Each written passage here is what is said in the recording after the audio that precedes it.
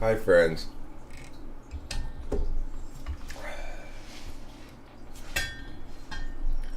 Host Eric here, host of Talking with Famous People.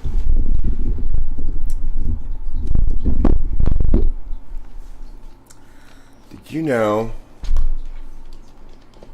last night here in Arcadia we had an earthquake? It's true. Rachel has really got to.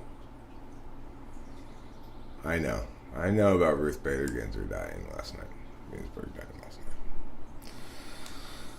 It's like, yeah, we're fine. The thing is, it was actually a small earthquake. It was only 4.5. Normally, that's the sort of earthquake that you barely even notice, but we happen to be basically right on top of the epicenter. The epicenter was Rosemead, which is one city south of us, which is very close. So it was quite a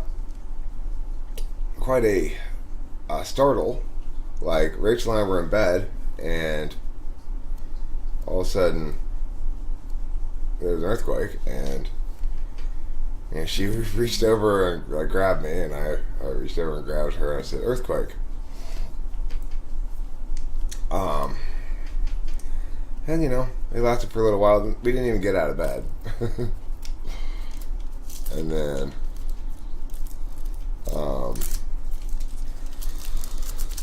that was that. But I like the fact that Rachel's has gotten to experience everything that California, the whole range of California. Okay?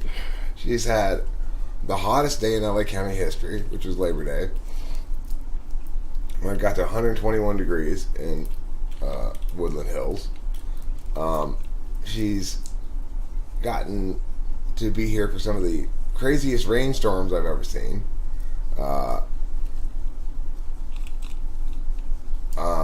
Like last year was just nuts. She's been here for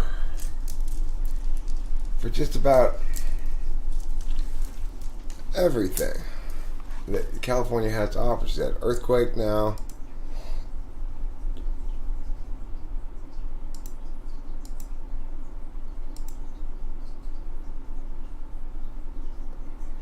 Hopefully that'll help a little bit.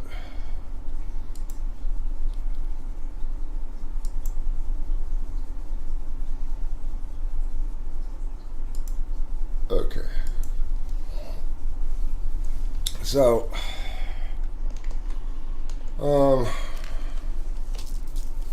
Nicholas Watson was born on a day when there were three volcanoes, and two hurricanes that went off. Is that what volcanoes and hurricanes do? They go off like a firework or a party.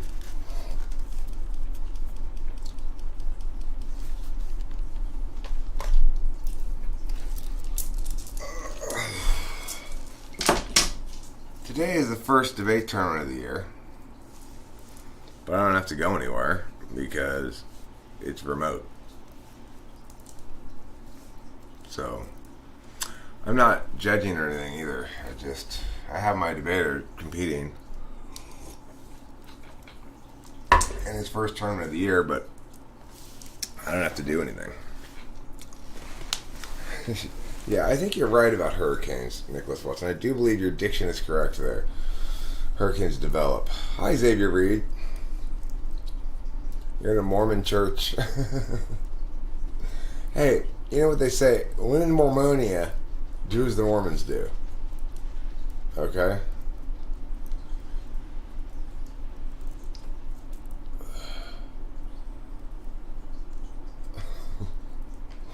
It's well understood throughout history that when in Mormonia, do as the Mormons do. I want to see Xavier Reed in some of those black pants with a white shirt and a tie riding a bicycle around. That's the only way you can really get in touch with your inner Mormon, Xavier Reed. I think it's important that you do. We all need to get in touch with our inner Mormon. There's a What are some good sources to learn debate? Uh, I mean, there's plenty of good sources if you just search up like competition debate stuff. But the problem is, if you don't already understand certain things, that's a steep learning curve, kind of. But the thing is, I would like to uh, have people debate with me moderating it and judging it. Um, there seems to be a general interest by people in arguing things out, but what's needed is there are two things: a structure and a judge. I can provide those, no problem, and it might be a good way for me to coordinate with David Sanderson or whatever, uh, and or just coordinate with people here on the channel. It's like, for a long time I've wanted to do some sort of adult debate thing, but I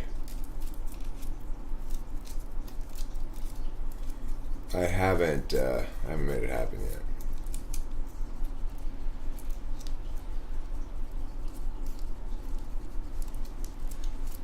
So, there is a particular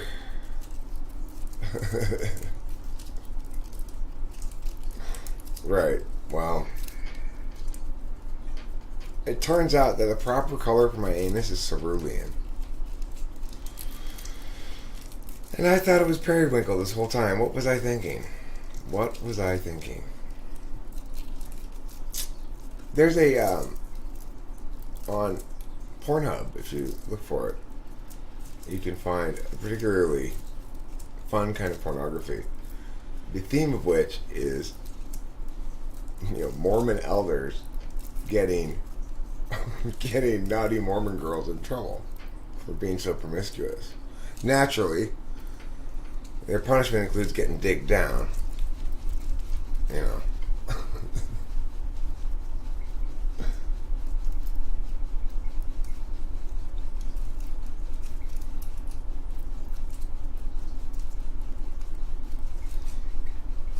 Highly recommend it.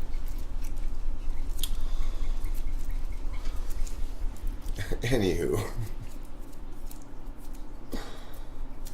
I would love to do that, and it's just a matter of making it happen. I could put up a video that announces that I'm looking for people who want to do it, and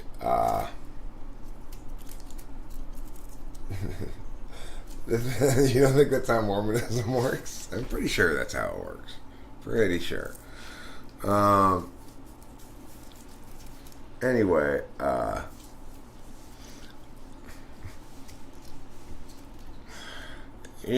like a lot of Mormons will say, I am on a mission to teach this slut a lesson.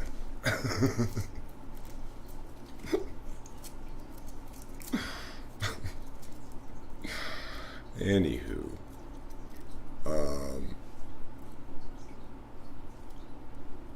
well, I mean, the thing is, it's a little bit more complicated than that, because what I want to do is have a resolution, and then have a very basic format, but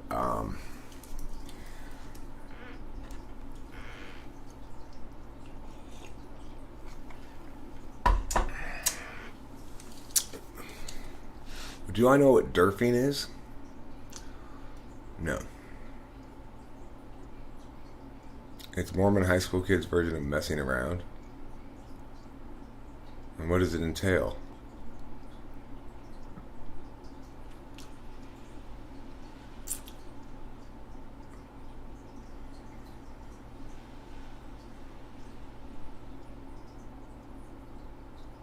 I see.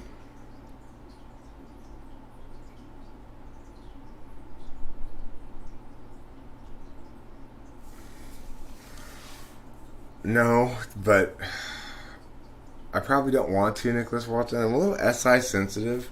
I don't like to hear gross shit, or else it's gonna make me feel gaggy and vomity. I've got kind of a weak stomach. As Winston's mom once said in a astrology reading of me,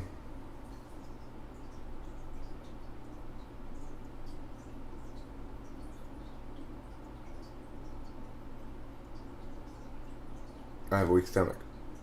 That's what she pointed out in astrology to me. I'm an Enneagram 7. I'm also one of the few people who pronounces it Enneagram. But it's just, I'm habituated to it now, so I'm not going to change the way I say it. Enneagram. Enneagram. Doesn't it look like it should be pronounced Enneagram? It does to me. I'm a 784. First, I'm playtime. If you interrupt my play, I get mad. And if you try to, hold me accountable, then I'll say, well, fuck you. I don't adhere to your social mores anyway. I'm a rebel. That's me. In a nutshell. Well, Xavier reads, if you're trying to figure out your Enneagram, then you should go, let's see, how do I deal with shame? Am I helpful, achieving, or rebel? You think you're a 3, but I can't tell what wing. Forget wings. Wings are the dumb way, okay, to think about Enneagram. Think about tri-type instead. Wings are dumb. I don't understand the point of wings. It seems totally pointless. NTPs are the most finicky eaters, the most difficult to convince to try something new, and generally are thin and anxious about food. Yeah. I remember a few weeks ago, I was just starving, and Rachel handed me some cheese. And I just about wanted to cry. I said, thank you for feeding me.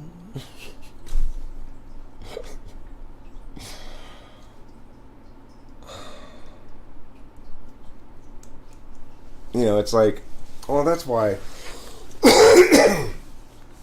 ISFJ as a dual is not ridiculous notion, there is a great deal of satisfaction that I get from, I guess, being nurtured, but it doesn't have to be in that way. Rachel is very nurturing. She's very loving and positive and eager to please. So, it's great. I feel very nurtured, but I also know that,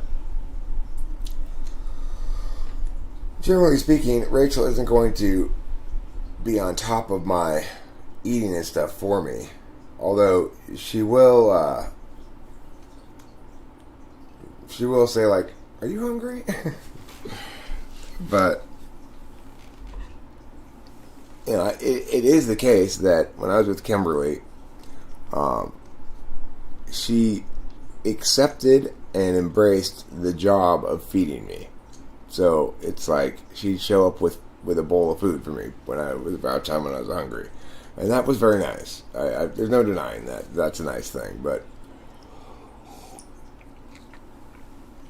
in the larger scope of things, it's just not very important.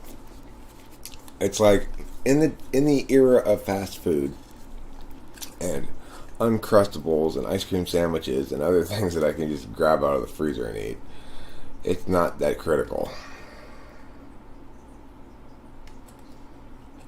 In an ideal world, Rachel and I would have like an ISFJ Mexican lady helper person, That'd be great. Like, I had these clients one time. They were in the entertainment industry, and they had their kids, Noah, and the girl whose name I forget. And they had this lovely house in Silver Lake, and cool Christmas parties that I went to.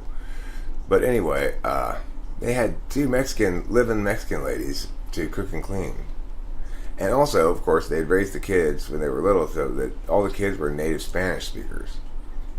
That's, I think, one of the main reasons why they brought them in at first was so that they'd have native Spanish speakers. It's funny, I had another client, David Dosh, who also was a native Spanish speaker for the same reason. His parents brought in a Mexican lady to be like a nanny / cook clean person when their kids were little, so they speak, both David and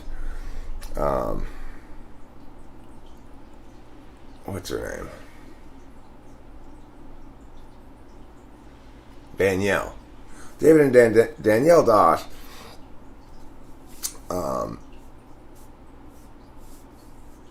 is David's little sister, and she ended up being an even more successful debater than David. She ended up being one of the most successful debaters in the country. Like no doubt about it. Like, she had like 16 TOC bids or something. She was every like national debate publication had her on the cover of it, basically. Danielle Dosh wins Greenhill. Danielle Dosh wins Harvard. It was crazy. It was crazy to watch because Danielle, the daughter, David is the son. Danielle's the daughter. David was my first real debater. He learned to debate as I learned to coach debate together, basically. And he and I had a really tight relationship. Like,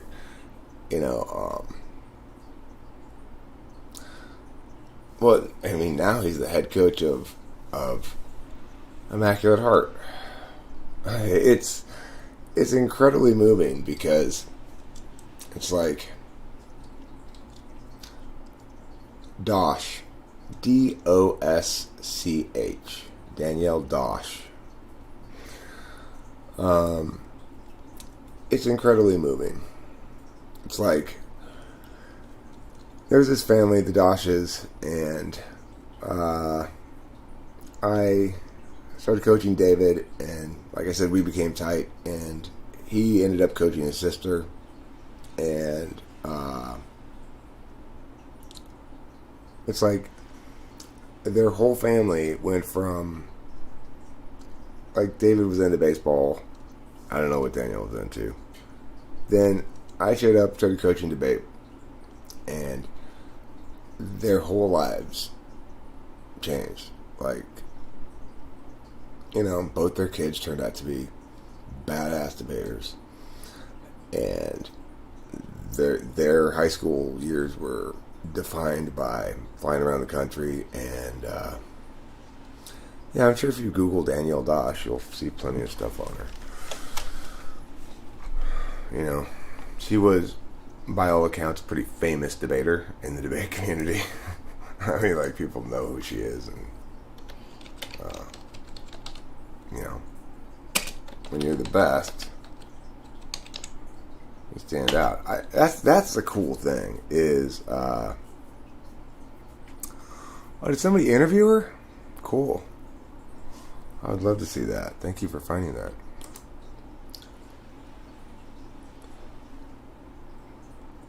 Yeah, there she is.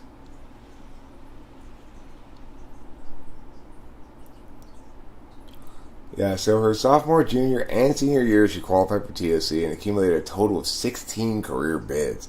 That's a lot of bids. I mean, that's just kicking ass and taking names. Oh my God.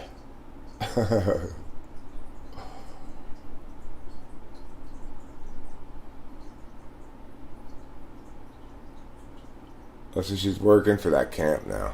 Interesting.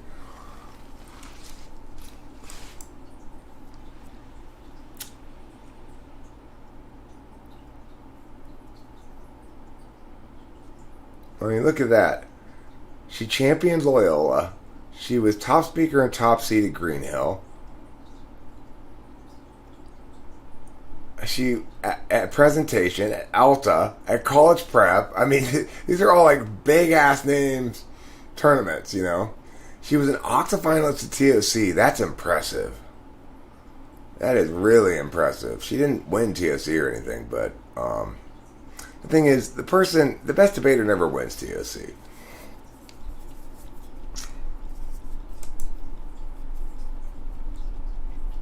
What type is she?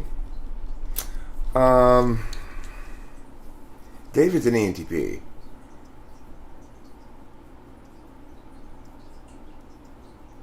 I think she's an INTP.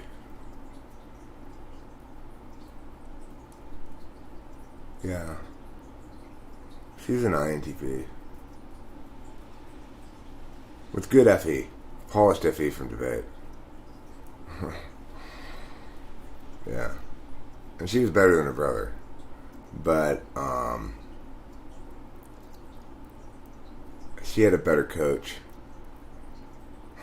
Her brother was a better coach for her than Scott Wheeler was for David.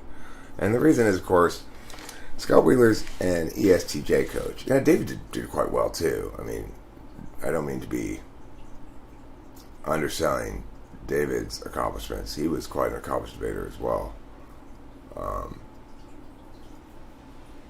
But his sister definitely did better than he ever did. But that was under his tutelage as coach. So, it shows you ENTPs are, I'm a better coach than I was a debater. So is David. It's interesting.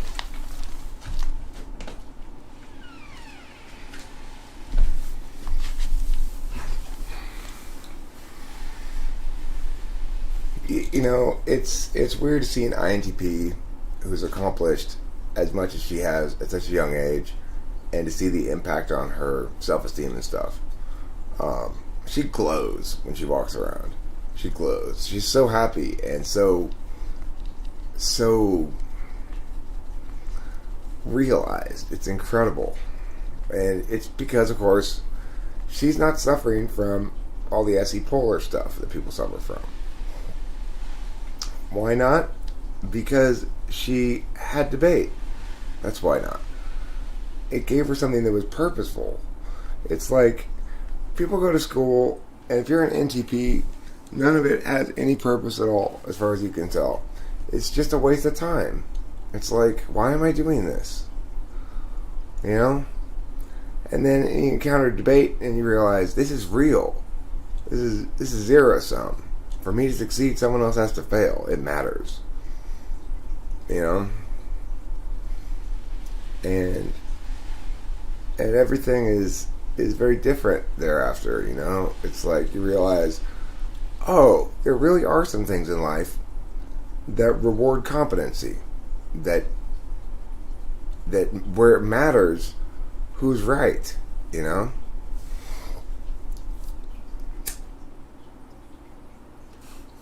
Anyway, yeah, it's like that's what INTPs don't get, right? They don't generally get that in life, where they're put in a place where their unique talents are going to cause them to succeed maximally, and they're empowered to do so, and they just absolutely kill it. Well, that's what INTPs need. They need that kind of structure devoted towards maximizing outcomes from their talents. And that's exactly what Danielle Dosh got, and that's why she walks around with a glow,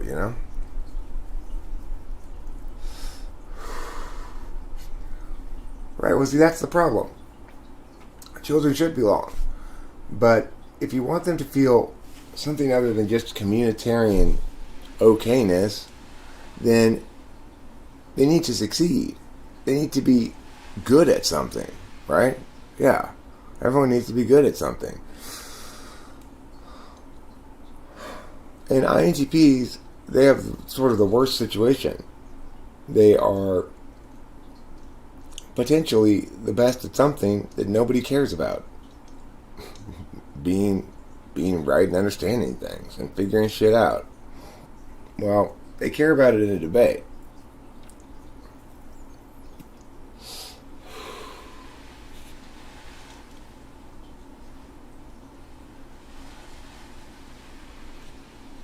Yeah, I'm emailed Anthrax, I know, you're just busting my chops.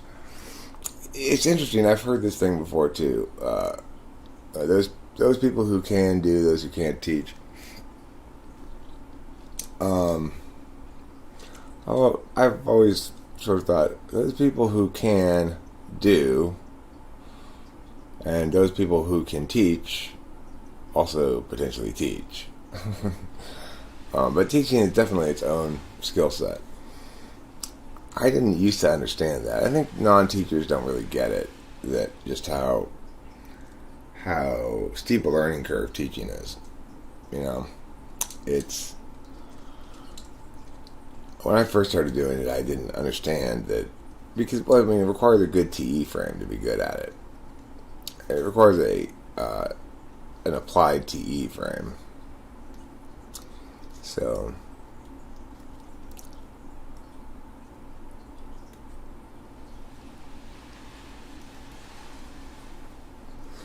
I mean, the other thing, what I was good at as a kid was choir.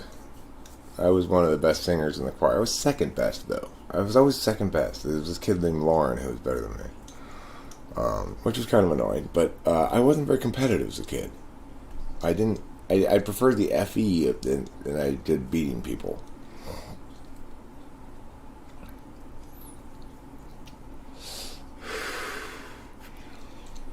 Yeah, I am sure there are other ways to be successful as an INTP as well, Evelyn S. And you know, I don't mean to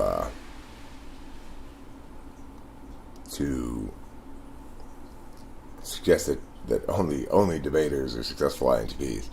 I'm just saying that for a lot of INTPs, they're being asked to go and complete school and such, and there's never a good understanding. There's never a good explanation about what we're all doing here or why we're all doing it, and whether this is a good way to do it or anything like that. You know.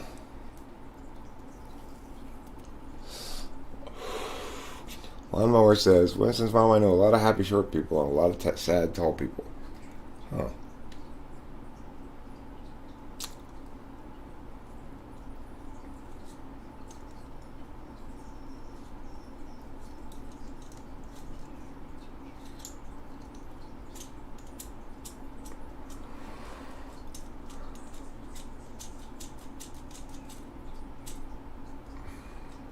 Word.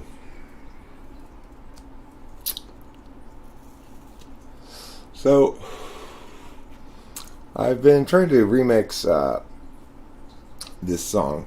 I'd like to play the current mix and see if I can get a little bit of feedback. If you guys think it sounds well mixed, or if you have any thoughts at all, it's fine. It's not done, so things can still be changed. And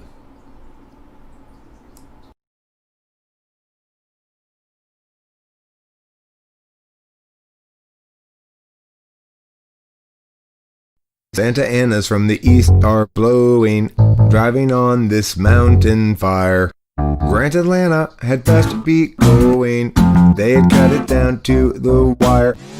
Everywhere apocalypse hung heavy, and the truck was piling with ash. Nina got the dogs in the Chevy, and Grant counted out their petty cash.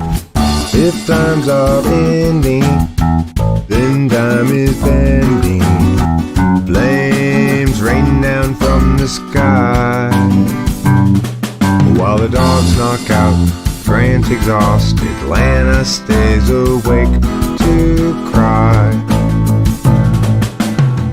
120 out Labor Day. That means cooking meat outdoors. Guy got distracted and fire got away. From Bradford to Arcadia, they cursed his name. Fire chased them west and down the incline until they reached the foothills below. They found a room cheap for the night online. At least now they had somewhere to go. Tomorrow they'd evaluate their options, now that their life had burned away. Atlanta's sister has a place in Laughlin. Wasn't really any more to If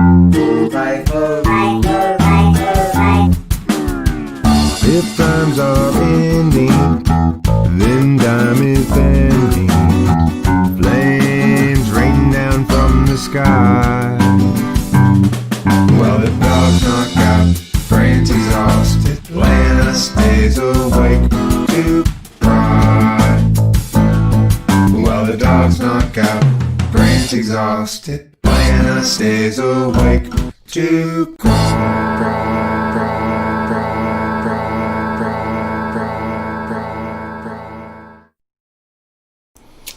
I don't think there will be an earthquake song. That earthquake was not very memorable, really.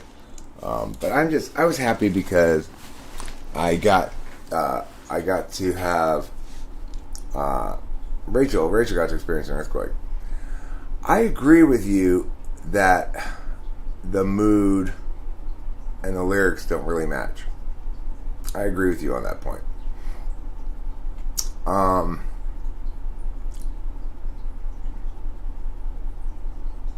But I don't think that makes it sound like a silly song. I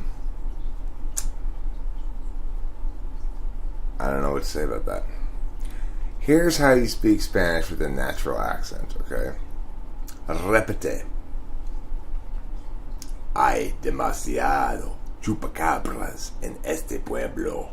Thank you, 3DR Nomad. I appreciate it. What do you think about the mix? The thing is this. It's like, okay, so I got that mix there, and then I did a spectrum analysis on it, and I realized that the master stereo file was too boosted up in around 500 in the EQ, right? So I actually in the master just queued down at 500 about 8 dB, like a lot.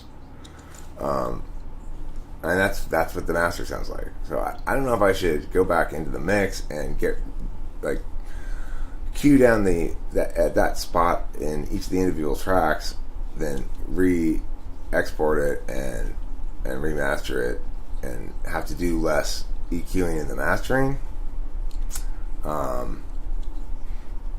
O si me llamo el señor Eric. Yo no quiero tu dinero, pera. I don't want your money, pera.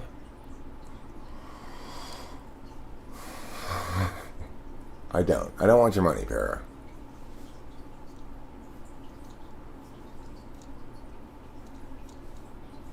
Your voice is bassy. Okay, yeah, sure. I mean, I will.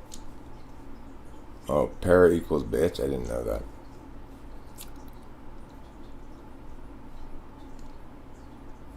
What if I did it both ways and played it simultaneously on the green screen? I mean, it's loud enough. Emailed Anthrax. Remastered to make it loud as Eminem lyrics. I mean, as far as the WAV file looks, it's... Oh, I see.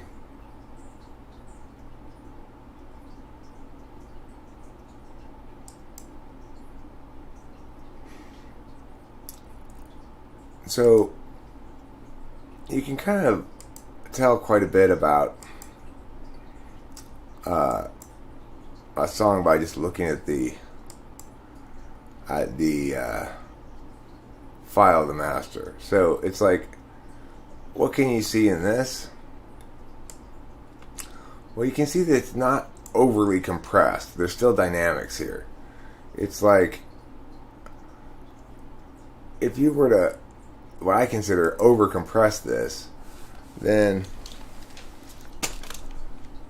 you'd not have this spot here. You can see here how this is like kind of squared off.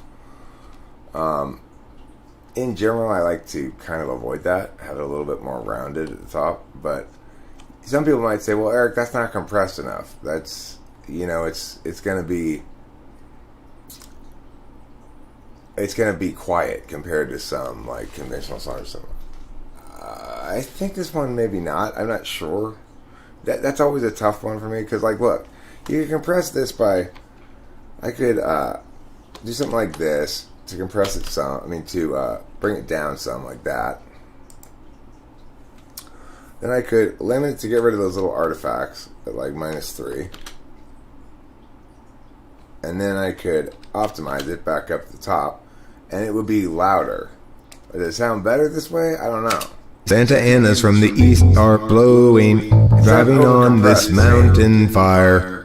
Grant Atlanta had best be going, they had cut it down to the wire. Everywhere apocalypse hung heavy, and the truck was piling with cash. And I got the dogs in the Chevy, and Grant counted out their petty cash. If times are ending, then time is ending.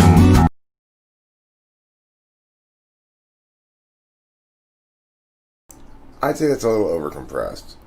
I'm curious as to what the 3DR Nomad thinks. I mean, would you agree with me that when I did that extra compression there, that it became overcompressed? That's what I think. So that's why it's like I left it the way it was.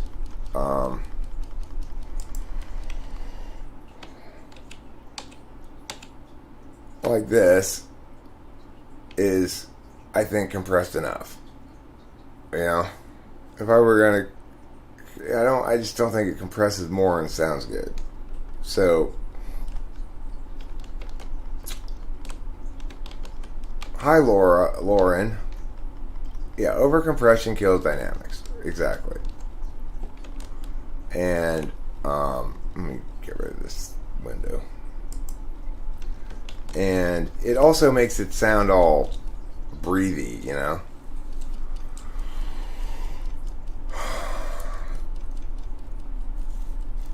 You seen Dumb and Dumber?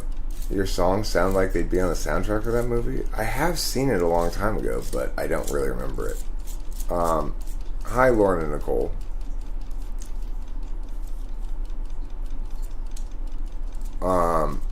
Right. If you overcompress, you get things sounding muddy, and also,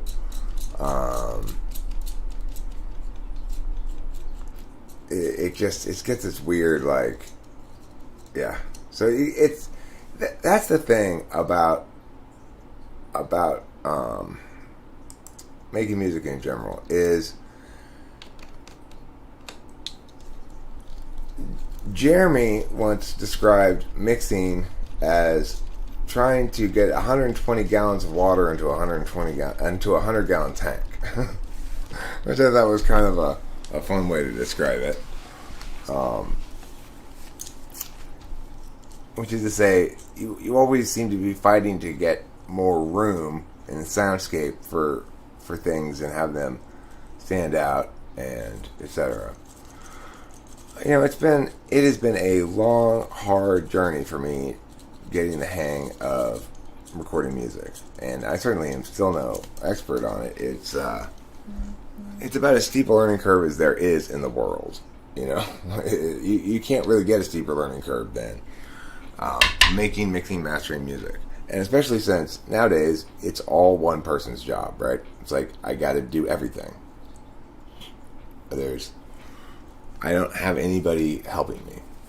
Now today, 3DR Nomad may help me a little bit. We'll see how that works out, you know. Yeah, Winston's mom mentioned the delay on that song. I did put delay on the guitar to fill it up, you know. I considered even re-recording the guitar and having it be more natural sounding. I tend to like record the guitar and then I tend to sort of clean up sloppy spots by muting the guitar right there, or you know, making every Xavier Reeds is not an ENFJ. Xavier Reeds was not an ENFJ. There's no way that rhino's an ENFJ. He is an ENTP.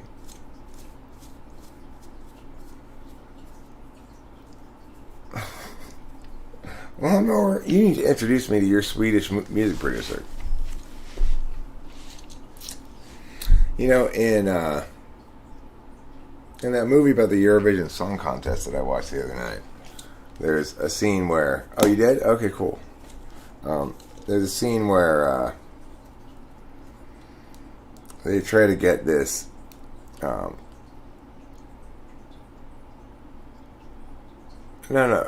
I think... No, not... I'm talking about you. I'm talking about Xavier Reeds.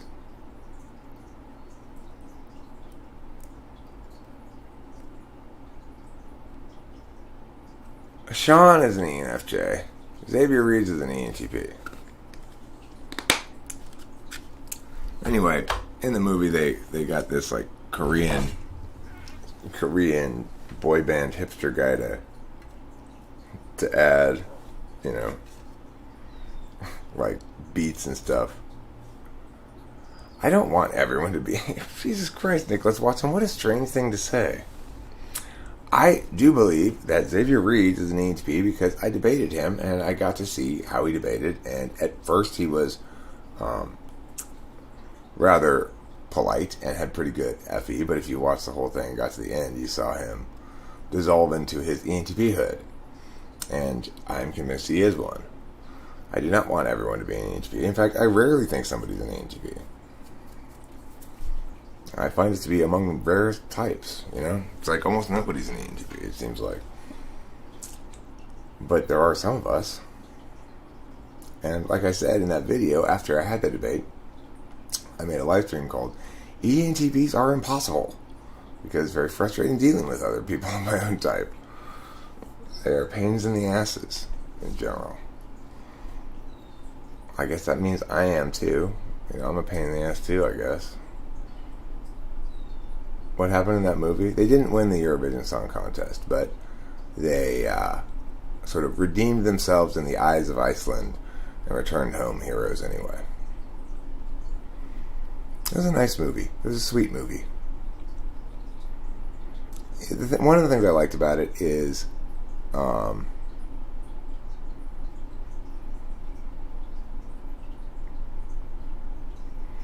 like he was like Will Ferrell's lady, Sigrid. There was another character trying to steal her away from him, but the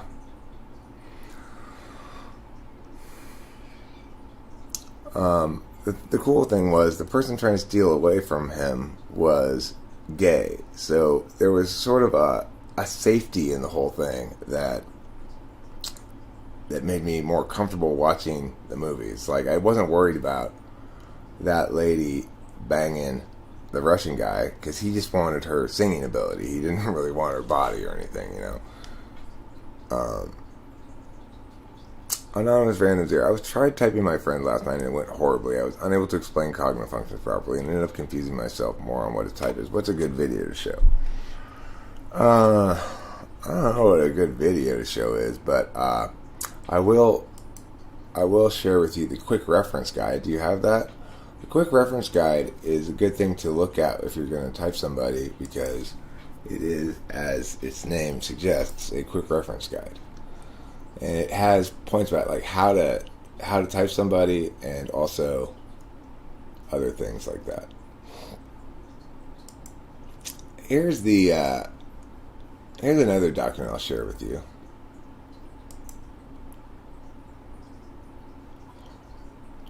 This one here, Rachel and I are currently working on a video. We'll probably finish it today. And it's based on this document here.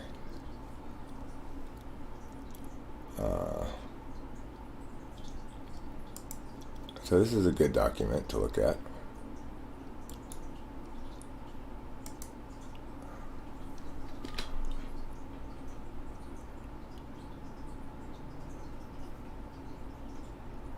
Right, they say that stuff. If they don't like the typing you give them. Sure. Special pleading.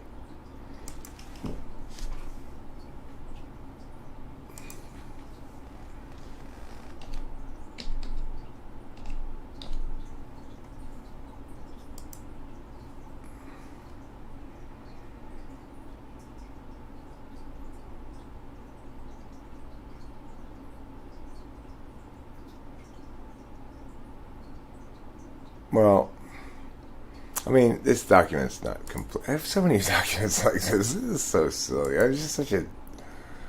I'm such a shit for brains, you know? It's like, Eric, why do you have so many different documents about cognitive functions and stuff and not a book?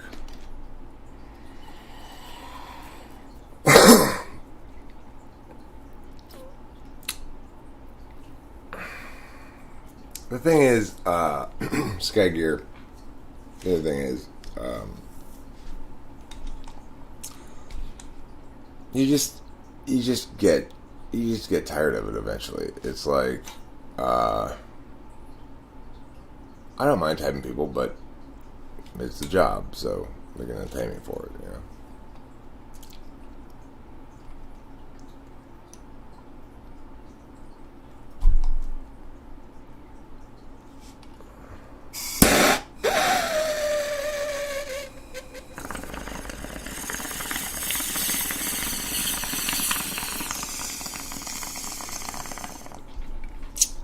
That's a vibe for you, Skygear.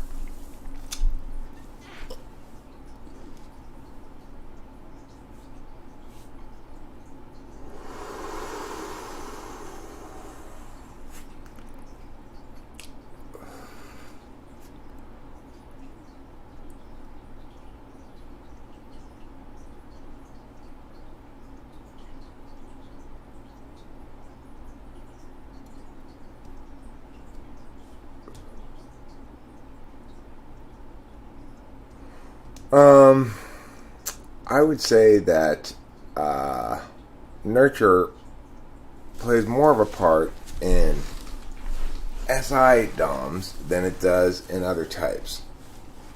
So you're going to see, in some ways, more variation among ISFJs and ISTJs than you are among, say, ENFJs or ENTJs, who are going to be very much alike one another. But I would say no. Nurture does not make it hard for me to type people. It's not really a determinant factor, because the thing is, with cognitive function types, you're talking about an attentional stack. In other words, if you look at the first document I linked here, I'll bring it up on the screen.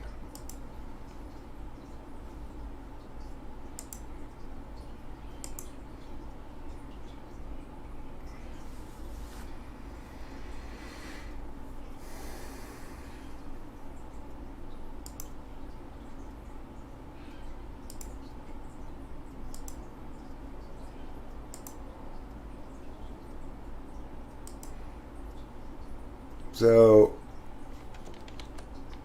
you look at this here. It's important to remember all of these value things, because it'll help you to understand how somebody's using a given function better. So these sentences supposedly represent kind of, in particular, the instrumental, absolute, blind, and countervalued slots. I excitedly tell you about returning that really cute top I never wore. Meanwhile, I reluctantly clean the house, so you know I'm not lazy, even though the house is spotless and you don't care either way. So this represents the instrumental and absolute slots. Well, the excitedly telling you, well, that's the absolute slot of any. The instrumental is SI, remembering what you did. The reluctantly is 6th slot, countervalued. So, reluctantly doing the cleaning. For the purposes of the dominant function, absolute value, I'm concerned that you know that I'm not lazy.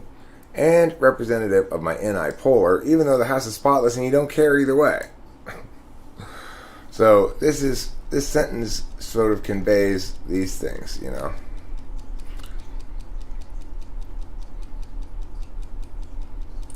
And I'm not quite done editing these bottom ones. I'm still working on it. I'm trying to make them short. Rachel and I take turns reading these sentences, and then it's gonna be it's gonna be a video. We're in the process of working on it. But the other one, the quick reference guide, it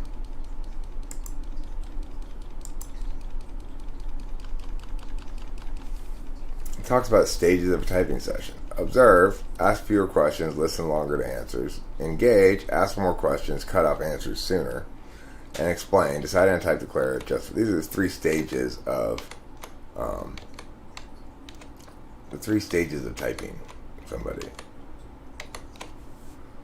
Two kinds of analysis, process or correlates. I mean, you really say values as well. I should say three kinds of analysis, I guess. Correlates include values, I see. So it's like values are the most reliable correlate.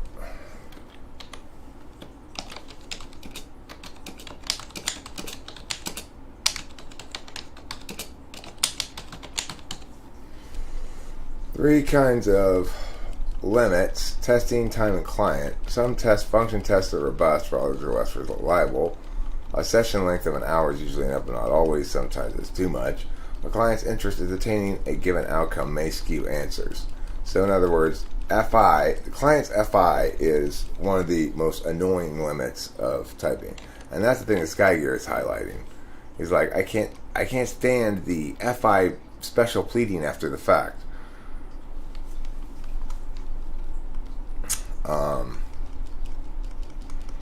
As far as function mechanic bullet points, two aspects to each function, native and non-native.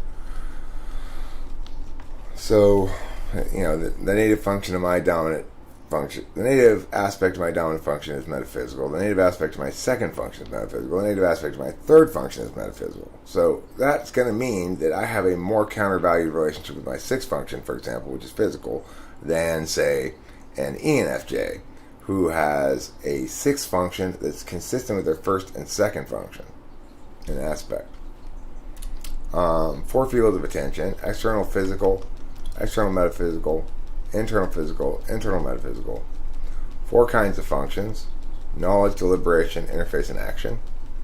Two kinds of function values: absolute and instrumental. Now, that's a little bit misleading because absolute value in the third slot plays out differently than the absolute value in the first slot, plays out differently than the absolute value in the fifth slot. But they're all absolute values to some extent. And this is an example of those things, I guess.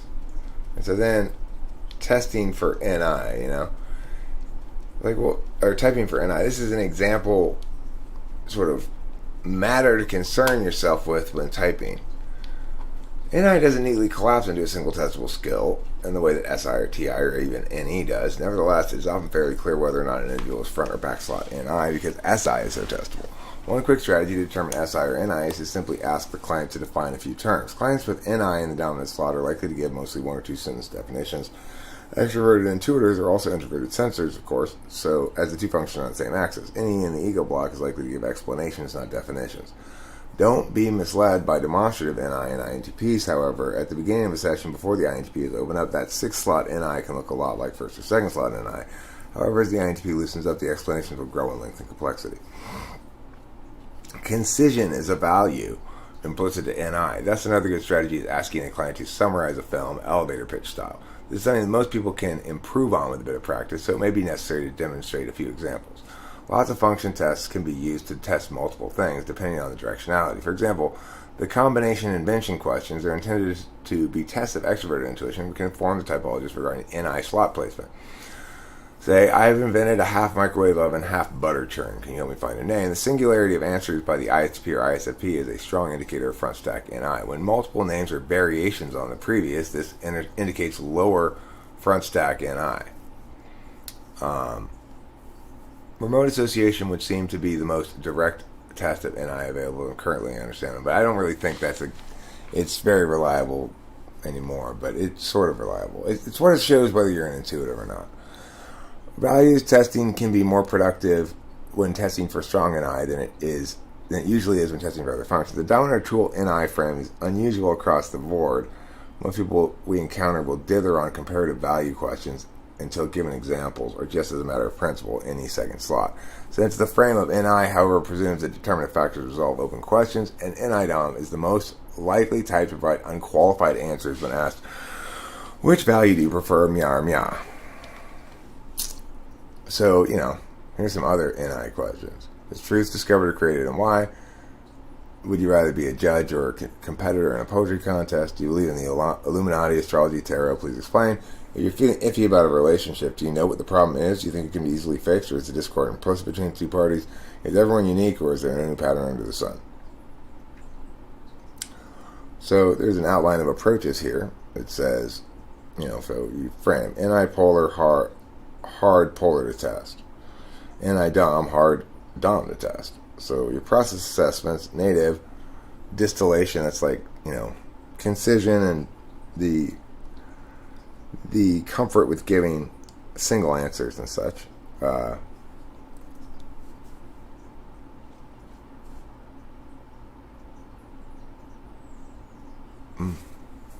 possibly. Lawnmower.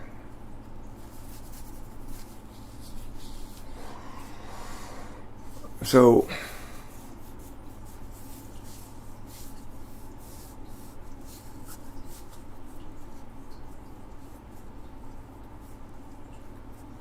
well,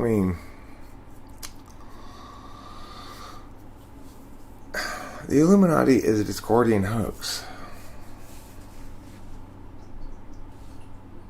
Linkage direction. For example, duck hunt. So, it's like, what direction do you make links?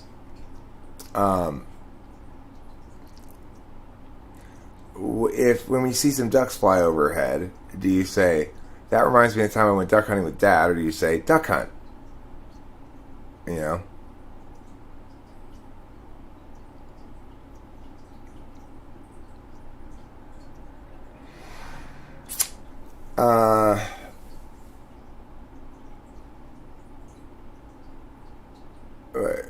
It should be non-native.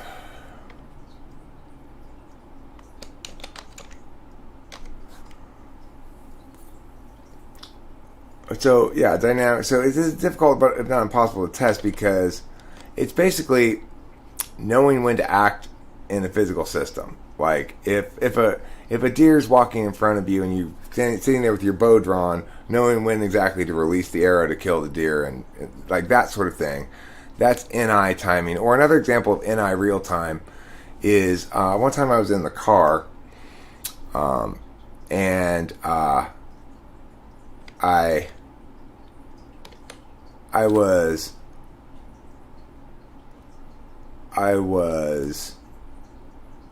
like in my lane, and I noticed that there was a car in front of me, and no, there was a car like here in front of me, and I just got this sense that I knew this guy was going to come over in front of me all of a sudden, even though I was right here and he shouldn't have. And I just got this sense that was going to happen. So I slowed down and pulled over here, and sure enough, he went and did that thing, and I successfully avoided an accident that would have otherwise happened. That's introverted intuition in real time. Reading the dynamic system as it's evolving and going, something's going to happen shortly. I can just sort of read the body language of the person's head in the car in front of me, and lots of little cues that suggested to me, this fucker's going to come try to get over right now, even though there's no blinker on or anything, So that's an example of introverted intuition as non-native aspect. That is to say, in the physical aspect. Let me put that thing back here, as it was before.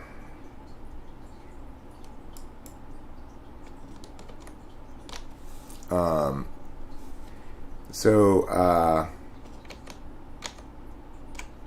go back here.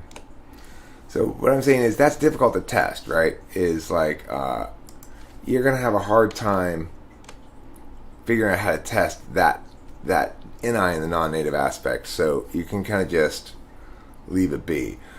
Correlate assessments, values, truth determinants, and meaning management. So what this means is, in terms of things that NI is going to value, either depending on where it is, what the slot is, but the things that they're going to value either instrumentally, absolutely, or counter value, or whatever, are truth, you might say. Determinants, namely that one factor is determinant, that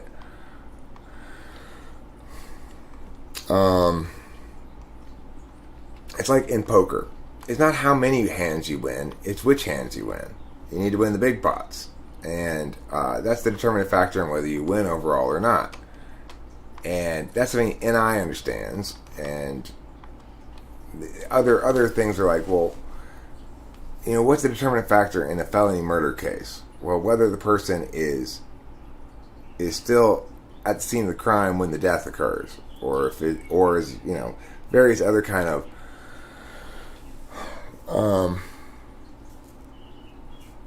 things like that. So meaning management means that NI types keep track of the meanings, what people say, or not necessarily people say, but if you're NITE, what things mean fundamentally. And they're willing to assign meanings to things in ways that SI people can tend to be resistant towards. And they might say this is a particularist matter. Contrary values. They don't like dissembling or decision by committee. They tend to think that because there's a single best way, that decision by committee is contrary to the best way to choose.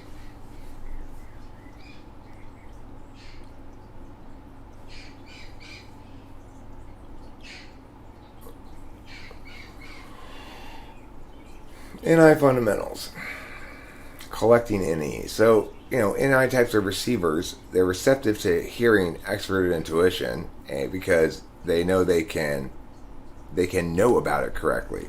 Which bits of extroverted intuition are worth retaining, which bits coalesce down into a distilled truth of some sort, and which bits are just worth disposing of. Anticipating how patterns play across time is one of the things that NI does. Now, one of the problems with this is NI types can be resistant to the notion that people can change over time, grow, etc. And so there can be a tendency of INFJs, for example, to expect you to stay in the box that they put you in. But that's like every type, there are typical manifestations of needs improvement that aren't necessarily true for every one of them, right? People can successfully improve, and then they no longer need improvement.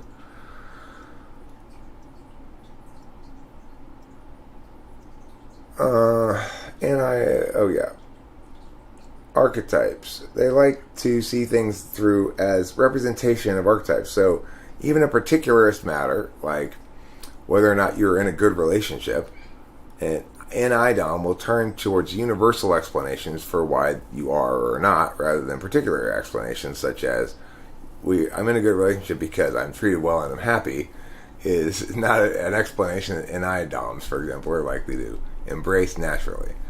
And concision. The thing you ask NIDOMs a question, you get a concise answer, and it's true probably I think it's equally true probably for both INTJ and INFJ. But note that if you ask any NI tool user, you might not get such a concise answer because it's instrumental, it's not an absolute value. ENFJs can be rather talkative. ENTJs can be rather talkative. So, just worth noting that. Self-soothings. Like, what's going to soothe an INFJ is going to be reading Eckhart Tolle, but it's kind of a joke. The occult stuff, because why? Those things provide universal explanations for stuff that may really be better explained by the particularist. Listening to music, isolation, watching movies. Being in a receive mode will be the way they naturally soothe themselves. But what they actually find quite comforting is creativity, doing any stuff. Just in the same way as I find, although I don't tend to do it by myself without prompting or encouragement, I do find watching movies and stuff very relaxing. So if we talk now about typing SI, begin by asking if there's any background information you might need to know. Pay attention not to what is said, but to how much and in what kind of detail. SI links even abstractions back to personal experience often. Thus, even in providing answers to abstract questions, the person with SI in the ego block is likely to add details about where they learned it, in what context, and so forth. Ask open-ended questions about the past. Ask about childhood at a couple of different spots. Note how much certainty they have, how much detail, and how precise the distinctions. Do they easily distinguish what happened in 7th grade from what happened in 9th grade, for example? About recent events, ask for insignificant details that happen during everyday occurrences. Example, last time I went out to eat, my companion dropped their fork and had to ask the waiter twice for a new one. Now you try. All the preceding is testing the non-native aspect, but there is real-time data on the native aspect too, although we might think we can't see that stuff. True, we can't see hungry or thirsty, but we can pay attention to posture and body stillness. SI near the top means reduced stimming, better posture, and generally less moving around. But, of course, that can also correlate with NI near the top, because, of course, both types are receptive.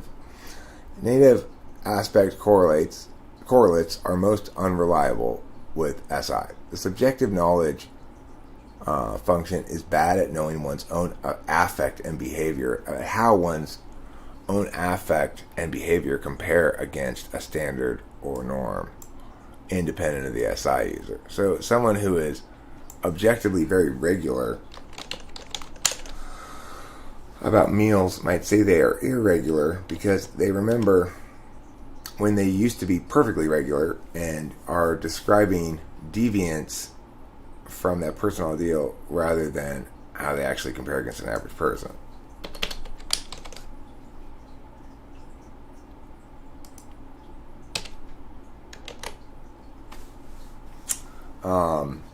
Non-native correlates are basically value correlates in this instance, and are more reliable than native correlates, but less reliable than the process analyses. Check the client for comfort with on-the-fly tasks by using scenarios and self-reporting. Ask the client to compare values against one another, not in isolation, to clarify when they are in conflict, which value do you prioritize, reliability or effectiveness. Any type may ask for an example of when such values conflict.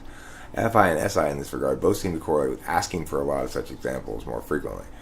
However, which is consistent with those functions being the subjective epistemology functions. It's $100. Lauren and Nicole.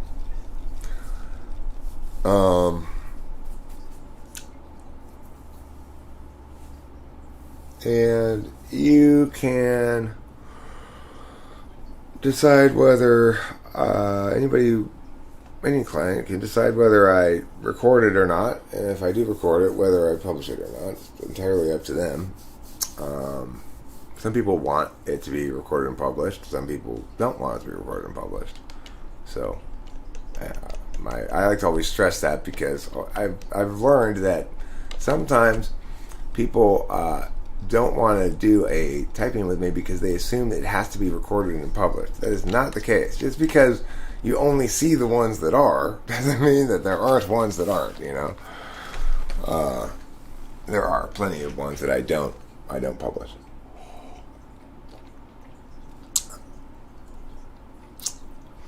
I mean, the thing is, INFJ, I know Corey, my INFJ friend, and he is pretty deep, cool, and insightful. And also, like every INFJ, when you get into the core of them, they're just as human as everybody else. I mean, what can I say?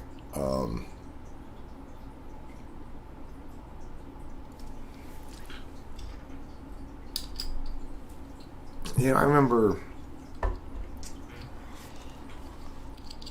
Corey and I having a big sort of, you know, we had a falling out, and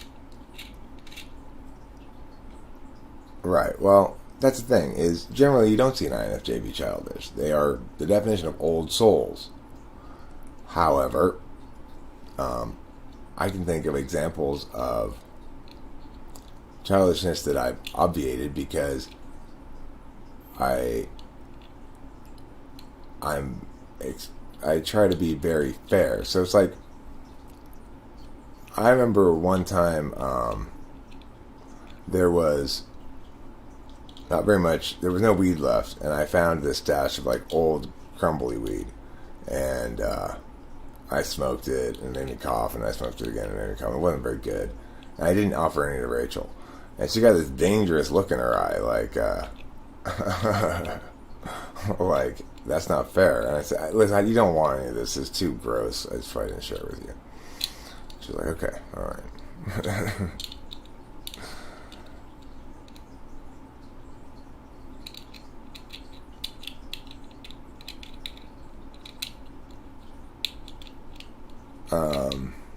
Hi, Audrina Media.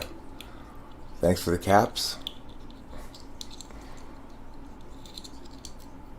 Let's see here. Oh yeah, Rachel acts childish plenty. I mean, she does act childish periodically. You know, I think it's sometimes she gets a little like, and that's kind of funny and cute.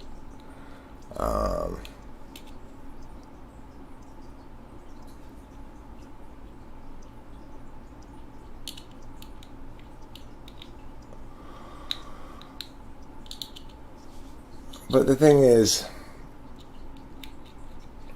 you know, the reason INFJs are like that is because they make such an effort to not step on people's toes all the time. You know, it's like the example of one time I had somebody sitting on the passenger seat in the car, and Rachel goes to get in the car, and I didn't notice it was there, and she says, is that where you want to put that? Like, oh, you mean move that thing, Eric? Okay, I'd be happy to move that thing. Right. That's fair. You know, she definitely has her little childish outbursts. We all do.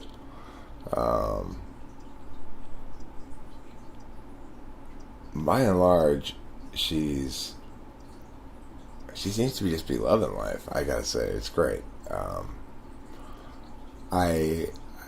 It's extremely gratifying to see her so comfortable, happy,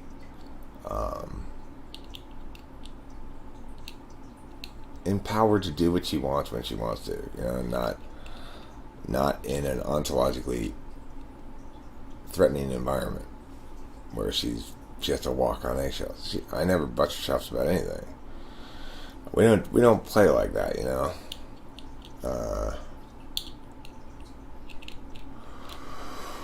How much do you know about the anima animus? What happens when you are in the grip of one's anima animus?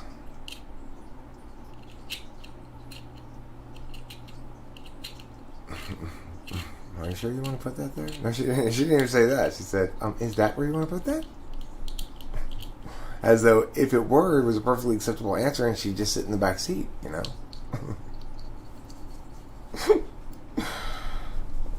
So the thing is, when you take that approach, you rely on other people to be FE too. In other words, to prioritize the other person's thinking well of you, I guess. And it works great with me and Rachel, because we're both very FE.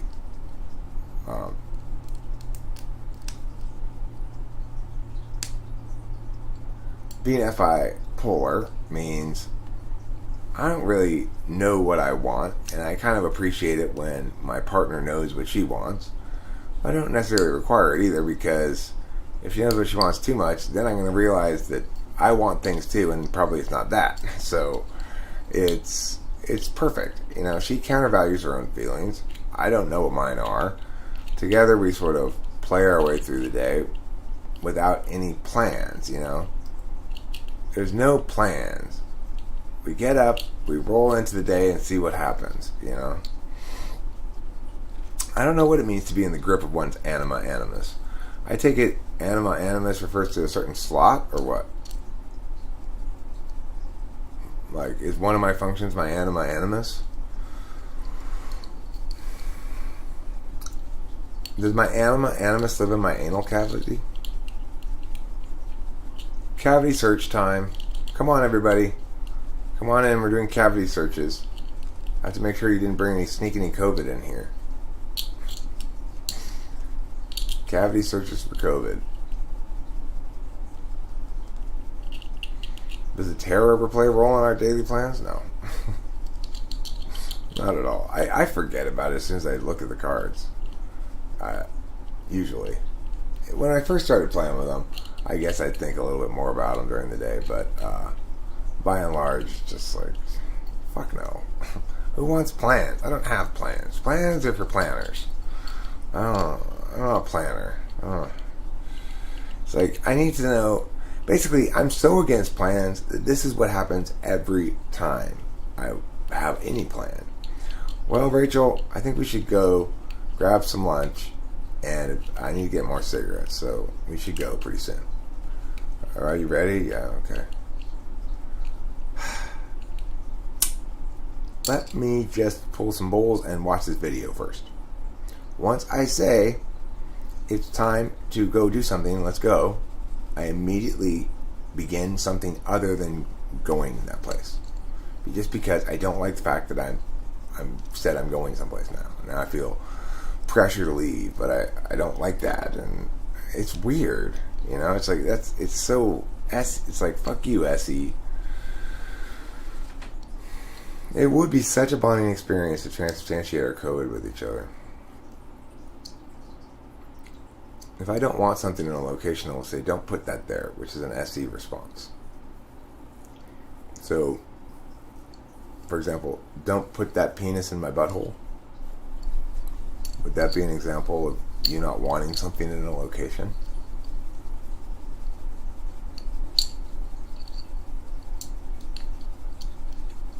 My inner feminine. I mean, the thing about tarot is I find it sometimes a fun way to frame understanding of myself for other people, but I don't let it dictate anything to me. So let me see what Winston Baum says about FE. Wouldn't FE be about wanting to share emotions? I really want to share emotions, but sometimes I want to share something that happened to me. I just don't want anyone to FE all over me. No, FE is not about wanting to share emotions. Not at all. FE is about what you're going to think. I would pick my nose right now, but what's Winston's mom going to think? She's going to think I'm gross. I'll pretend like I have to go look at something over there and do it, you know? That's FE. Talk about getting FE wrong, Winston's mom. Gosh. No. Not FE. Do you see his facial expression? Does that facial expression look like I think you're right? Not FE.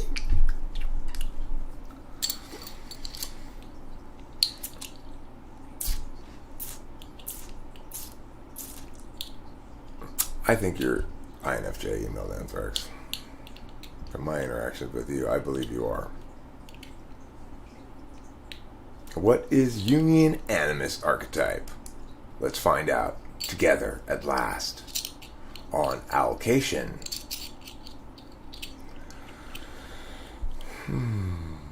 Archetypes are basically symbols for prototypical energetic blueprints. Prototypical energetic blueprints? That are immediately and cross-culturally understood. Everyone knows what a mom is. There are certain expectations one has when encountering a mother. The foundation for these expectations and for the inborn understanding of who and what moms are can be found in the archetype known as the Great Mother. Who's like a total bitch. The anima, along with the animus, the self, the shadow, comprise the four primary Jungian archetypes.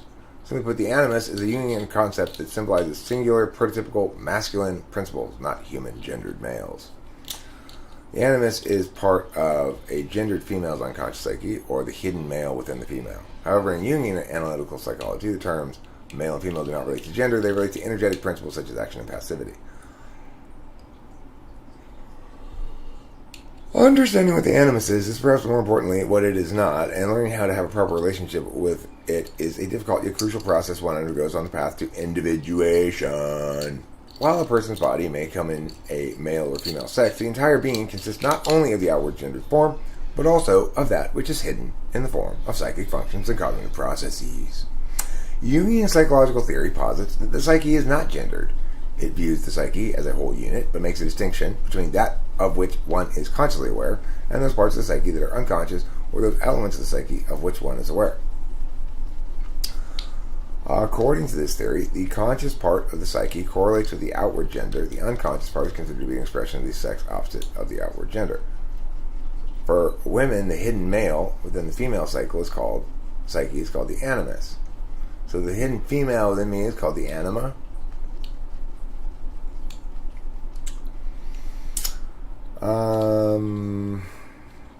The animus is an archetype of masculinity. While the animus and what it symbolizes is far too complex to sum up in a paragraph, some of the energies contained in the animus are the principles of action, spirit, reason, and logic. As an active principle, the animus gives a woman her ability to use her creativity by transforming intangible, intuitive ideas into manifest form in the waking world. The meaning of male and female. From the Jungian view, individuals exist on two levels, the inner and the outer. The whole being is comprised not only of one's outward physical form, but also as one's intangible, inward self-awareness. According to this school of thought, every individual's existence is a dichotomous dance between the visible and the invisible, between subjective manifestations of form and absolute unmanifest reality, and between the masculine and feminine principles. When speaking of masculine and feminine, and male and female from a Jungian standpoint, one must understand that neither terms equate to subjective gender roles of the sexes. Feminine refers to that which is passive and receptive. There is no hierarchy of importance between male and female. Neither is privileged. So basically, masculine is action deliberation and feminine is knowledge interface.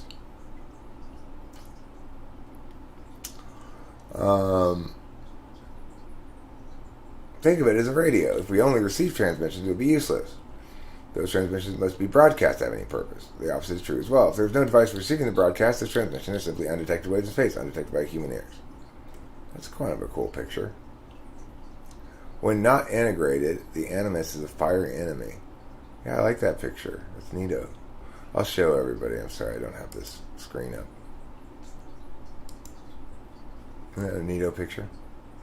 I like it. It makes me say, wow, neato picture. Just like that. Animus alienation. Archetypes are singular, prototypical structures, blueprints, so to speak, so of the forms encountered in the waking world. The animus, as an archetype, is also one such prototype. There's no my animus or your animus, there's only the animus. Unfortunately, archetypal blueprints are often dismantled and refashioned to resemble the faces and experience one has, with people filling the shoes of an archetypal image. To say that the animus is male or masculine simply means it is archetypal expression of that which is active and propelling. Logic, spirit, the ability to act, of intuitive impulse, or give form to creative thought, these are all incorporated in the animus. The animus and masculine principles do not equate to the actions or one's experience with physical men. However, one's relationship with physical, gendered men will leave a near indelible impression on how one relates to the animus. In fact, one's relationship with gender males will allow a woman to easily relate to the animus and have a great deal of personal power and self-awareness, or it will cause the woman to attempt to deny her male self and become animus-possessed.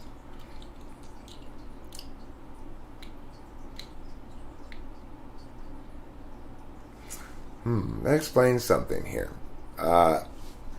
Like, Rachel had a good relationship with her father, and it explains how, in some way, I think she feels like she's returning to safety here rather than encountering it for the first time.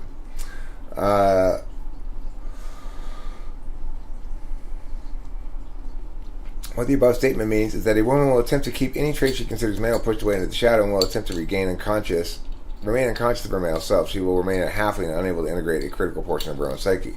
The degree of difficulty one has in integrating the animus is directly proportional to the degree of difficulty one has had in dealing with those of the male sex. What about anima possession, though?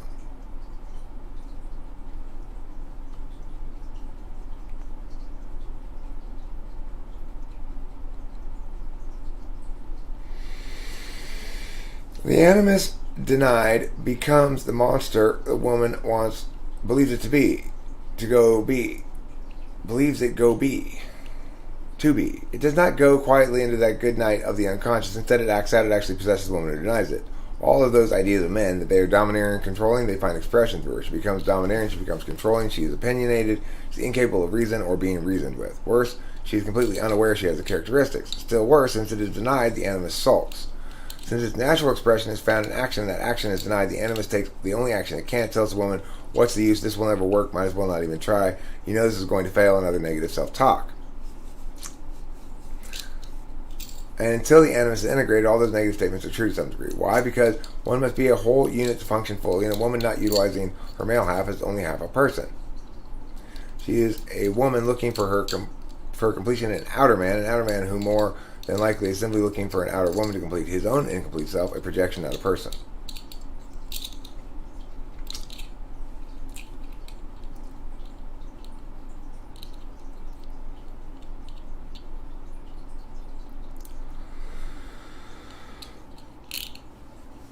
While many people believe they're seeking love when dating, what most are seeking is what the characters sought in Jerry Maguire, completion. The idea is meant to be not only romantic, but a way of giving expression to love itself. The idea of soulmates, two parts of the same person who cannot rest or be satisfied or feel fulfillment without the missing partner, is meant to give voice to the power of love. It's funny, I don't define soulmates like that at all, as two parts of the same person who cannot rest or be satisfied or feel fulfillment without the missing partner. I see it as indicative of people who are naturally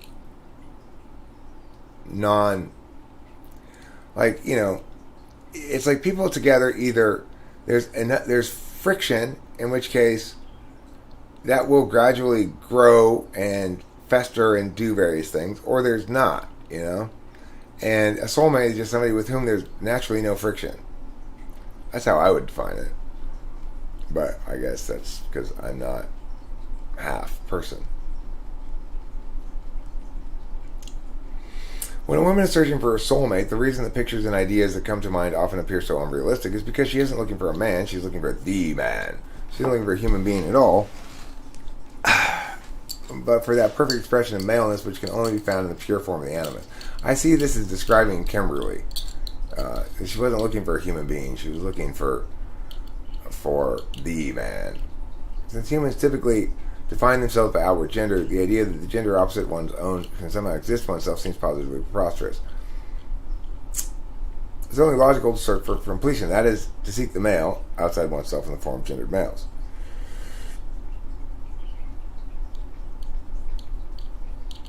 Why do so many women fall for the same type of man again and again? Because until one achieves a high degree of individuation, one is not actually attracted to others as they actually are. A contaminated view of the animus leads to contaminated projects and attractions. Unless she is a masochist, no one would consciously say to herself, I believe that men are domineering and controlling, therefore let me go out and see if I can scare up some domineering and controlling men to cause me a lot of pain and heartbreak. Instead, it takes unconscious control and guides a woman towards the image that it imprinted upon it. She will find the same man again and again because that man is the image imprinted upon her psyche, is the definitive image of who and what men are. The unconscious will find expression no matter one's attempts to deny it. If it does not achieve conscious acknowledgement in the psyche, it will find expression in outward and physical form.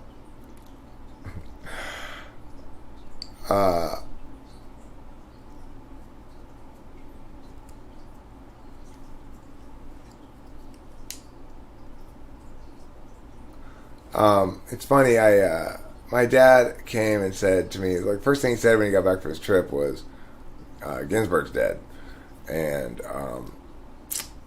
I said, what do you want to bet? There's some people out there who think there's a conspiracy by Trump to kill her. Of course, she's 87 years old and has cancer. I don't think it requires a conspiracy to kill her.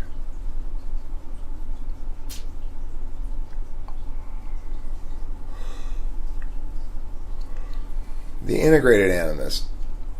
Once one begins understanding the difference between gender males and masculine principles separating men from the animus once that begins, faulty images and concepts that one has placed onto the animus are cleared. When the contaminated animus is purified, it becomes easier to bring out of the shadow. It becomes easier to relate to the unconscious. It becomes comfortable to imagine that one has a male aspect and in one's female form. Once animus integration occurs, a woman's psyche becomes the embodiment of the dynamic dance of the passionate blah blah blah blah blah. This is what in the world?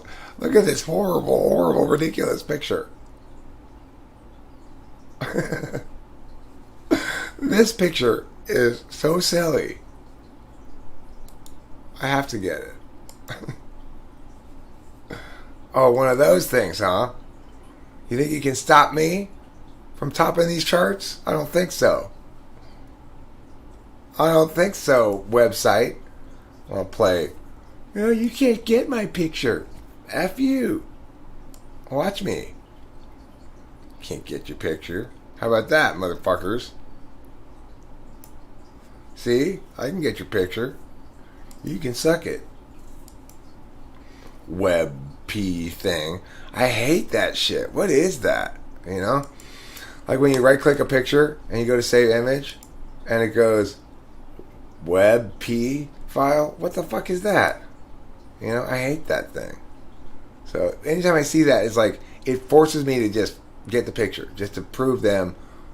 No, I'm not gonna. You're not gonna pull your bullshit on me. This is all about chicks. Where's the one about dudes integrating their anima, embracing my inner vagina?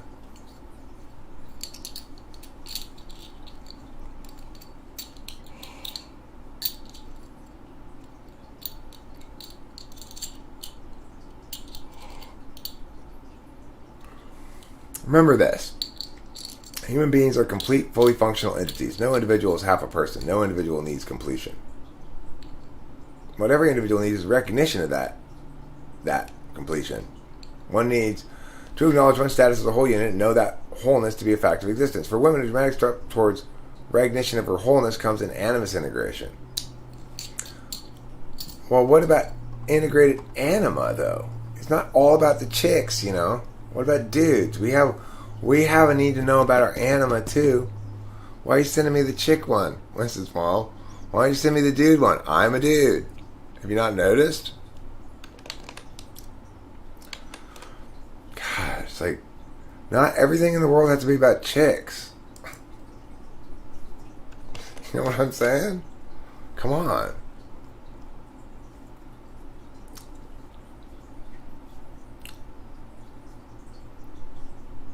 I've had INFJ women get frustrated and do the walkout trope. I let them leave. It happened with family members and others.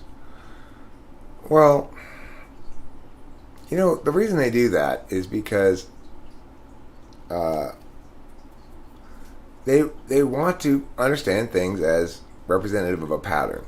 So, for example, if you mess up in some way, make a mistake, or like, I don't know, maybe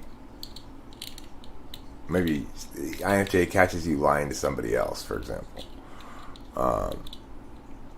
They're going to want to see it as indicative of some pattern and representative of who you are. And they need to take a step back and go, okay, well, things are more complicated than that. You know, it's like, it's certainly possible that is an aberration or deviance from a norm rather than indicative of a secret pattern or something. You know, for example, she caught me lying to my dad one time, caught me lying to somebody else at some point, and she hasn't caught me lying to anybody since. You know, I tend to try to. I always have prioritized that, but you know, telling the truth. But there were circumstances where I sort of habituated justifying it, I guess, like with my dad in particular. Winston's mom, that's a YouTube video. That's not an article. Do you see these facial expressions you're provoking in me today? That's what. It's just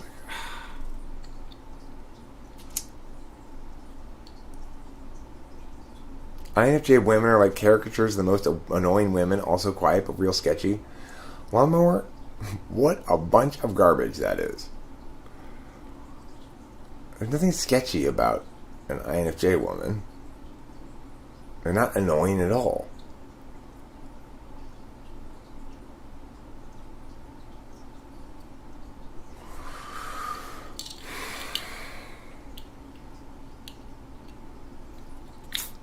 It makes me think of Calvin and Hobbes. You know, that was a Calvin and Hobbes. There was a Calvin and Hobbes cartoon that, in which his mother says that to him, and he goes, "Really?" And then he tries to make that face so it'll stick that way. And perhaps you remember it. Good morning, Running Fox. On a morning such as this, it is absolutely delightful to see the furry fox scurry across the meadow.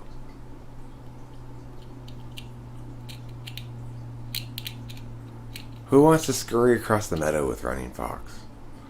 We're doing a meadow scurry this morning. We're doing a meadow scurry. Hey, no. We're doing a meadow scurry. Everybody get out of here. Come on. Put the bacon down. Alright, now scurry. God, why do we have to do this every morning? Running Fox's instructions. There are lots of flowers in the meadow through which you scurry. Copious flowers dot the meadow through which you scurry. Most tranquil.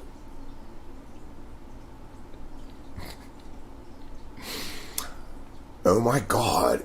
Copious flowers dot the meadow through which you scurry. Whoopah. So pitted.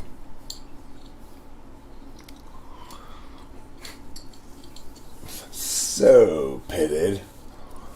You know, it's like, I would like to get that meme of that surfer guy going, "Whoopah, so pitted," and use it in an olive advertisement. Like California olives. And have the guy just go, "So pitted." Isn't that a good idea? Thank you, Winston's mom. Finally. I joke. I kid. Winston's mom. I'm not really that presumptuous or whatever you want to call it. The anima. Emma Jung.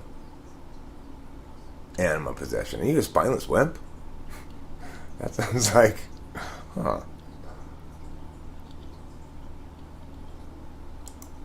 Anima possession. This is the second part of 2 posts on the classic version of Jung's anima and animus theory, which I condensed the information from Marie-Louise von France. Marie-Louise von France, that's your name?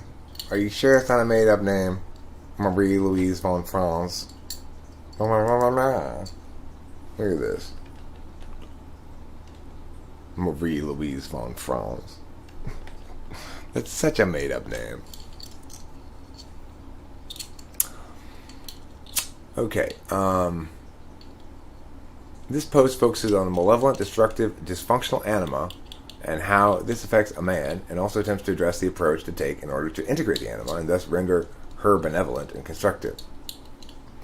Anima possession. In the classic version of Jungian psychology, the anima is the man's internal other, and the animus is the woman's internal other. In other words, if you are physically a man, you will have an inner anima and a feminine image which guides and shapes the way you relate to women in the world at large. While post-Jungian theory is in line with post-modernity and more ambivalent about gender, the classical model, as described by Marie-Louise von France in this post, is still incredibly useful and interesting. As this post focuses on the man's relationship with his anima, what needs to be understood is that this feminine image is unconscious and has her roots in the relationship he had with his mother. A man's experience of his personal mother puts the flesh on the inborn archetype of the anima and both define his attitude towards women and the functioning of his inner feminine principle. In Jungian psychology, the first step is to individuation is integrating your shadow. After that follows the integration of the anima or animus. When a man's anima is not integrated, it wreaks havoc in his life. The anima-possessed man is a spineless wimp who does not know how or when to take action in the world. He is moody and sulky and throws tantrums like a toddler. Although very passive, he totally overreacts to slights and confrontations. He is not appropriate in his actions. Either he is paralyzed or can't find the energy to do what needs to be done, or he jumps into action when he should be thinking about it first. He's usually in a relationship with an animus hound who knows it all and makes all the decisions in the relationship. The anima-possessed man is stuck in a fate that his repetitive patterns choose for him. Any numinous experiences he has, she quickly attacks, and he's left with a feeling that his experience is nothing but. The anima attacks the man's inferior function, and to explain this, I need to quickly divert to typology. In Jung's personality model, each person has 4 functions: thinking, feeling, intuition, and sensation. These 4 functions identify the way you relate to and take in information from the external world. An individual will always favor one of the 4 as their superior function. To explain this, I will use the example of wanting to buy a car. A thinking type will analyze the performance, fuel, TE type will. A feeling type will evaluate which vehicle is best suited for his purposes, FI type will. An intuitive type will select the vehicle that he knows is right for him, and I type will. Sensei, I mean, this is so not getting it right, you know. A sensate will choose a vehicle that feels great to drive and is in the right color. Now, if you are thinking type, your inferior function would be feeling, and vice versa. Coming back to the animal, she always attacks the man in his inferior function. So, where most men are thinking types, typically his feelings would be poorly developed, and the animal takes control. In my case, it would be SI. I kind of had that relationship with my second wife a little bit, but it wasn't. I mean, it was never like this person I described here.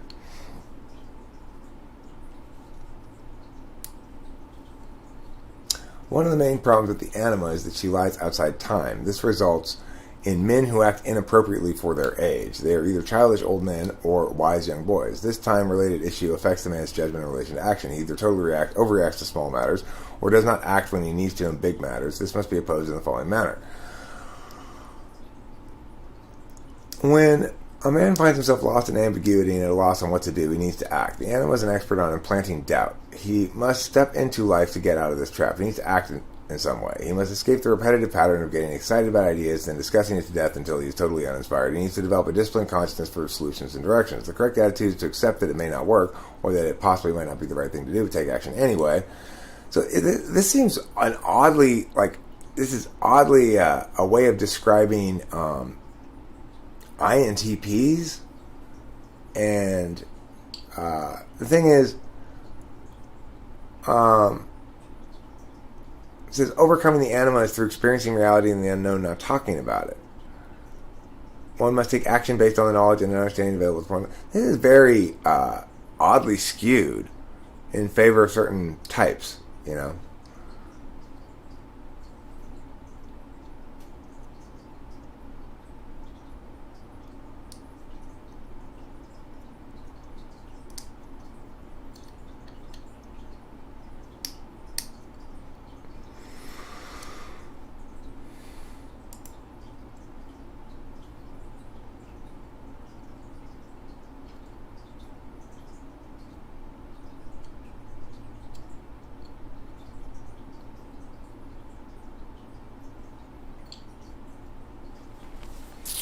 So I think this whole animus concept is interesting, but I think the link that's indicated here to the functions is not right. Incorrect. I don't know enough about Trevor Noah to make an opinion about him. Although I know he's the host of the Daily Show now, right? But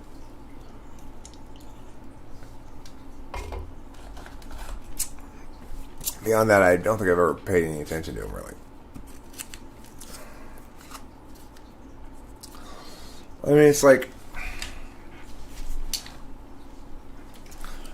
that's one of those things where I'll typically, I guess, feel a certain amount of annoyance. It's like, I'm quite confident that I could do his job very well.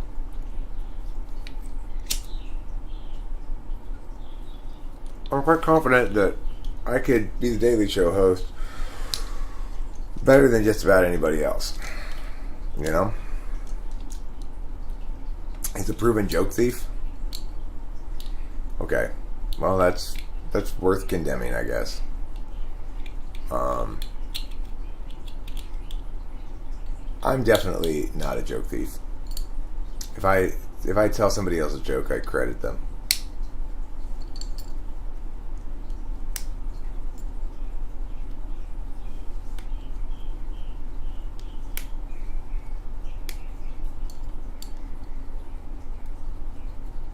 I mean, so it's like it's an interesting thing. It's like I'm quite confident that I could do that job about as well as anybody can do it, in the sense that I'm pretty funny when I want to be, and I do smarter stuff than they're doing currently, and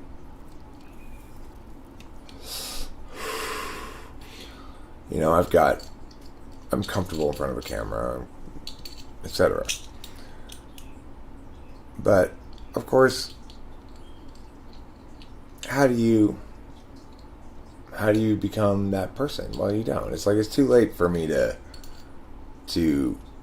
there's a certain arc you gotta have with that. It's like you start off at a young age and you put in work in some comedy troupe, and then you know, there's a certain career arc to it.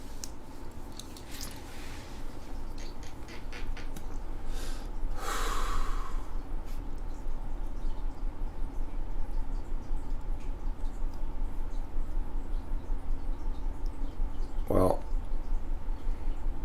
I mean, I code switch all the time too, Lawnmower. A lot of times when I'm making jokes, I sound like a New York person. Hey there, don't you go over there and take that thing over there, okay? Better watch out now. Not right now. Not right this second. I'm not African American right now, okay? I'm San Diegan. My race today is San Diego. In honor of that guy who lives in San Diego.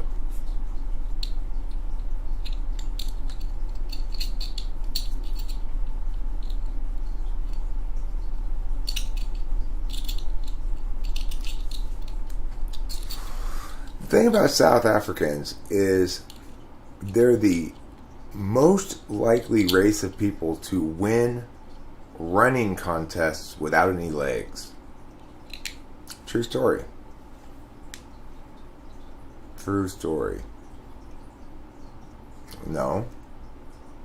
When I'm black, I don't hate dogs. Not at all. You know, I have an irrepressible urge to rename myself De La Erkda, but you know, that's about the only thing I can think of. When I'm Chinese, I get karate. When I'm black, I want to change my name to De La Erkda, which is kind of a strange phenomenon, but you know, like when I'm French Canadian, obviously I have an insatiable appetite for beaver pelts for some reason. But I just suppress it. I just ignore it. It goes away. When I'm Chinese, I get karate. Naturally. When I'm North Korean, I have a bunch of parasites, of course. Every time I turn North Korean, I think a bowl of rice is like a feast for a king. And I'm just like, wow. I don't want to be North Korean very often.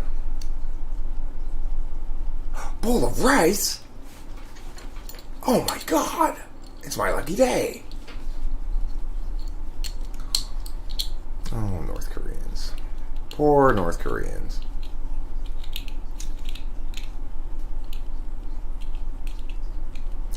You know, if you want to get North Korea to come around at all, you gotta treat the North Korean leaders like, what's his name? Who was the South African guy who ended apartheid? The president of South Africa who ended apartheid. Basically, Basically, what I'm saying is that. What was I saying? I don't remember now. In French, my name is Eric.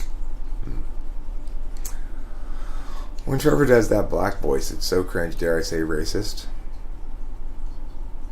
Who you calling racist? Ain't nothing wrong with my appropriation of their culture. Alright? It's my culture too. I struggled. I struggled as a man kept me down. And now, I can stand proud and sing a Negro spiritual without, ain't nobody gonna judge me now. Hallelujah. Thank God Almighty, thank God Almighty. I am free at last to play a Negro spiritual without condemnation or shaming from anybody. Why? Because for that moment, I had turned African American. It's amazing how that works. It's almost like I can change race on command. But of course that would be silly. I mean, obviously, if you're fluidly transracial, you can't control it. I mean, that's silly. There you go, Peter. Peter wanted some food, so I gave him some food. Yeah, Robert Downey Jr. did a good job with that. But, you know, I'm thinking about maybe traveling the country, performing a minstrel show, an old-fashioned minstrel show where I just perform Negro spirituals. Obviously, I wouldn't put on blackface or anything. That would be offensive. I just, you know, hope that on that day I'm naturally extra black. Of course, once you schedule the shows, you're going to have to play them regardless of what race you are. So, it could be you end up coming to a show to see a Chinese man play Negro spirituals. But that's just life in the big city.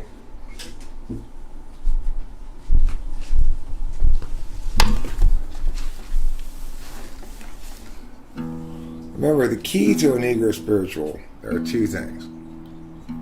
One is swinging down. One is carrying you up. One is bale of hay. One is bale of cotton. And one is down by the river. Okay, you got to include all of those things. Lord, Lord, Lord, Lord, Lord, Lord, Lord, Lord, Lord, Lord. Bale of cotton, bale of hay, bale of cotton, bale of hay. Swing low, Lord, Lord, Lord, Lord.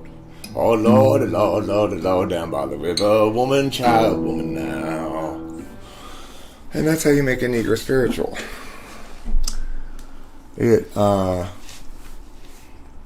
an easy art form to master. You've really got to feel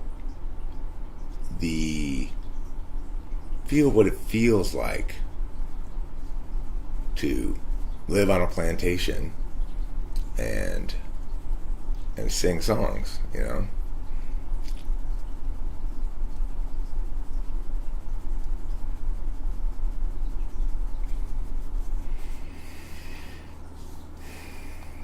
Well, good for him. Good for Daryl Davis.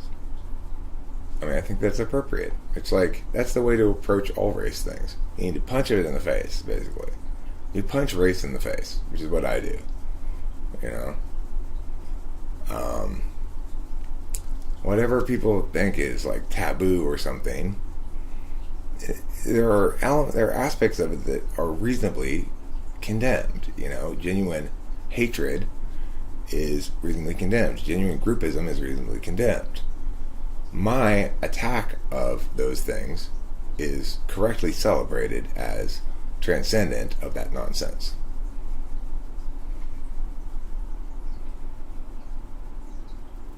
You know what I'm saying?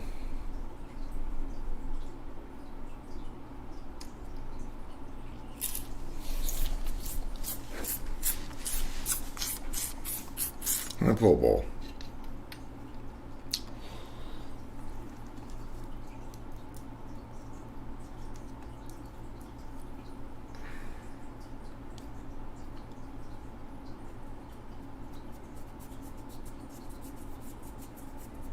No, Eric, you need an ass kicking. I need an ass kicking for what? Will you stop with this stuff, lawnmower? That is just racist, frankly. Drake is very successful because he's an SE Dom who did a bunch of legwork and cares about succeeding and had a lot of things going for him that works well, I'm sure. Like everybody, he's successful for a bunch of individual reasons specific to his particular situation. Okay? So there's no reason to be all groupist about shit. When I make fun of race and stuff like that, I am not actually being groupist. I'm not saying that I agree Drake sucks ass. But the reason he's successful is not because he's Jewish. I mean, for God's sakes, man.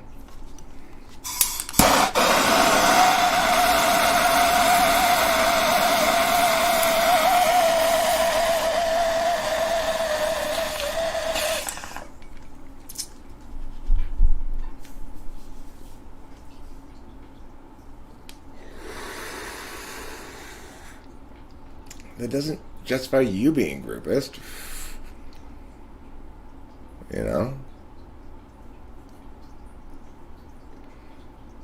You found your tri-type? What is it, Xavier reads?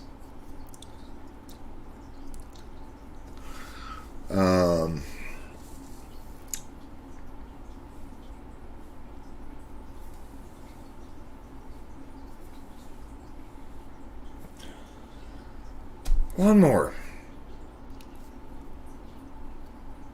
So, what are you concluding? You've named two people who are bad musical artists who are Jewish. Well, what are you trying to say? I can think of lots of bad musical artists who are successful who aren't Jewish. What can we conclude?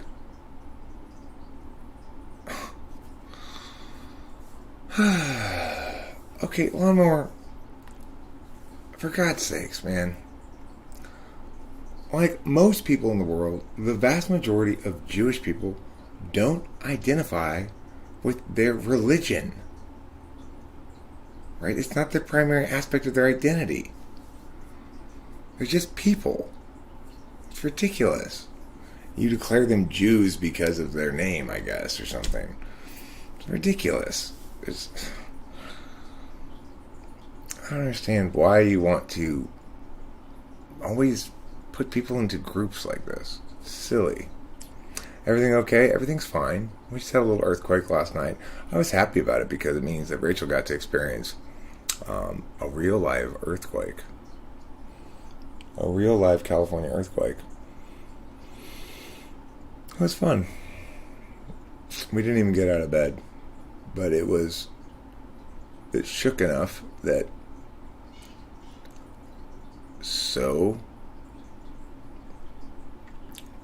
I mean, lawnmower, what are you saying? That those Jewish people shouldn't be successful in the entertainment industry? That they're some sort of conspiracy to keep non-Jews out of the entertainment industry? Or what? I mean, it's ridiculous. Absolutely silly.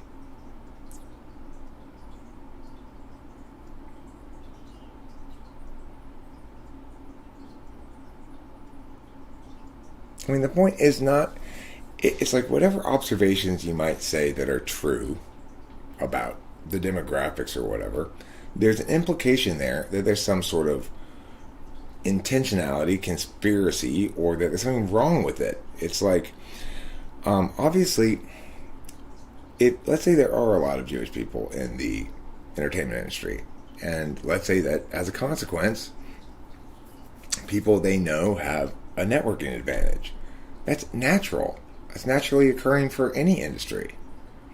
You know, I had an in with LA County Schools because of my dad. It was easier for me to get a job as a substitute teacher probably than it would have otherwise been. I probably would have been able to get it anyway, but at least it directed me into that field, and that's just naturally okay. It's like is there networking within communities of people? Absolutely. But is that a bad thing? No. And there are lots of people in the entertainment industry who are not Jewish as well. And, you know,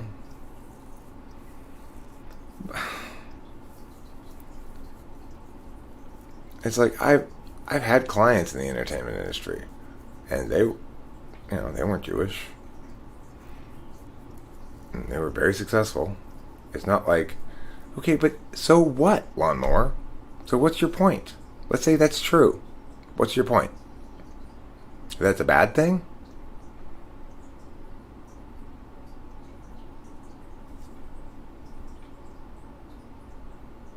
No, I'll answer any question for you. I mean, the thing is, the marketplace is subject to the same rules for everybody. If the media is entertaining and good, people will watch it. And if it's not, they won't. It doesn't matter who makes it.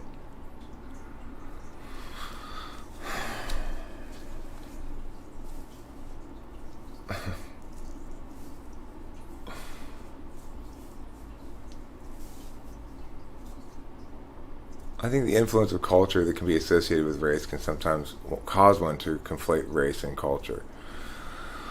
Possibly. Octavia Silva is not needy. Octavia Silva asked a perfectly reasonable question. Are you too busy fussing with Lawnmower to answer my question or not? And I answered it.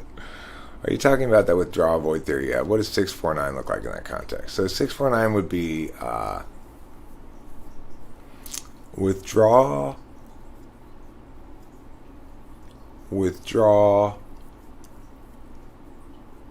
avoid.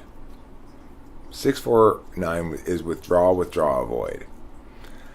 854 is confront, withdraw. 459 is withdraw, confront, avoid. 738 is avoid, confront. So I'm avoid, confront, withdraw. Which means basically I like quick battles. Wars of attrition, I quit. I don't have those in me, really. How does withdraw, avoid manifest in real situations? Well, it means that basically you won't immediately sever from an issue. So it's like, okay, what were your numbers? 649. It's like, okay, if when it comes to matters of fear, you withdraw to prepare, essentially, rather than understanding and putting the fear to rest by thinking, which is the confront approach, rather than avoiding by just pretending, fiddling while Rome burns, head in the sand. No. Nothing can bother my playing. I'm too busy playing. I'll just play and ignore it and it'll go away. That's avoid, right? You're instead, I can rely on my preparations, essentially. And I will withdraw to my defensive keep in cases where fear is manifest. So whereas I might avoid doing something by playing, you might avoid doing something by nesting, because you're not really avoiding it. You're withdrawing, anticipating that you'll be able to deal with it without directly confronting it. And then in the second one, 4, withdraw means basically if somebody's going to shame you, if somebody shames you, then you're going to say, instead of saying, "Oh, here, let me help more," then I won't be, you won't be able to shame me because I'll be so useful. Or instead of saying, You can't shame me because look, I've got a fancy car and a fancy house and a trophy wife. You're going to say, you can't shame me because your social mores and standards don't apply to me because I'm a unique individual and a rebel. That's withdrawing. And then on the last one, which is 9, I think. Yeah, 9. On that one's avoiding, which is to say, when there's anger, you're more likely to be like, okay, let's just forget, it's not worth getting mad about. Just, no problem, we'll do it your way. That's like avoiding. Withdrawing would be like, no, I think you're wrong. But if you're going to be all fighty about it, forget it. I'm just going to walk away. 8's going to be like, you're wrong, and meow, meow, meow, meow, meow, meow, meow. 2 8s, when they encounter each other, can produce kind of a funny thing. Because I have 8 second in my tri-type, sometimes I'll encounter an 8 out in the world, and I'll be in an 8 mood, and like this one time, I was starting to back out of a spot, and then I noticed that there was a dude and his daughter walking behind the car, so I stopped. I barely even started to back up before I stopped, and the guy was like, hey! And I was just like, ah! And we just yelled at each other. There was this one lady in the car one time too, when she was being a bitch, and I went up beside her and was like, hey, what the fuck? And she's just like, fuck you, and we were like that, That's what happened. The 2 8s hit each other. It was to say nothing good. No, 8s aren't all ESTPs. 8s are 8s, My dad's definitely an 8. He's ESTJ. He's such an 8. My tribe's 7 8 4. So instead of achieving, I'm an individualist. And the thing is, Xavier reads, I used to think I was 783, like you think you are now. You might be right about that. I don't know. But that was because at the time I was quite successful. Like I had my debate business. I was being successful, like achieving. But I realized at a certain point that it's not about whether or not you are achieving. It's about whether or not you appeal to that as justification for why you shouldn't be ashamed of yourself. You're 78% 8. Hi, Jeffrey. Is your round over? You want to chat in autonomy? I can end this stream and we can chat anytime. This is my debater, everybody. He's competing today. I hope everyone makes him feel welcome. First round starts soon. Oh, I thought it was at 7:45. You got your cards all printed out?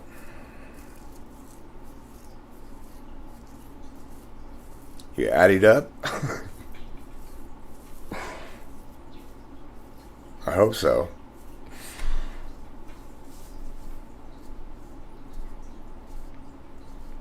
I mean, the thing is, I want that too, Xavier reads. Like, I want to attain on big levels, but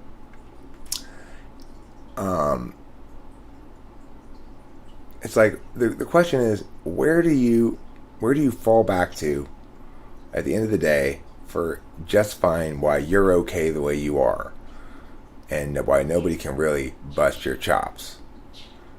And for me, that's because I don't care about your standards anyway. I'm like, it seems like 4 is a pretty good correlate, for TI tool. TI tool function is a way that we go, I'll figure out myself what's correct. You don't need to tell me anything about what's correct. It's my job to figure out whether you're right, because I'm the figure outer. So, in that sense, it does seem to go along most naturally with 4. But if you, as soon as that round's over, Jeffrey, if I'm still live streaming, which I might be, come back here and let me know, and I'll end it and talk to you, or shoot me a text or something. I like to be seen by others as for them. I mean, to some extent, that's interesting. I don't think I would say that, but that also kind of goes along with FI polar, We understand our own value as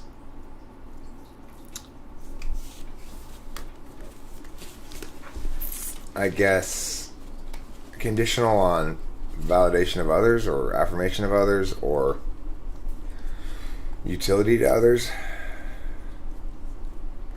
But it's hard to say what exactly comprises an enneagram consideration and what exactly comprises a cognitive function consideration.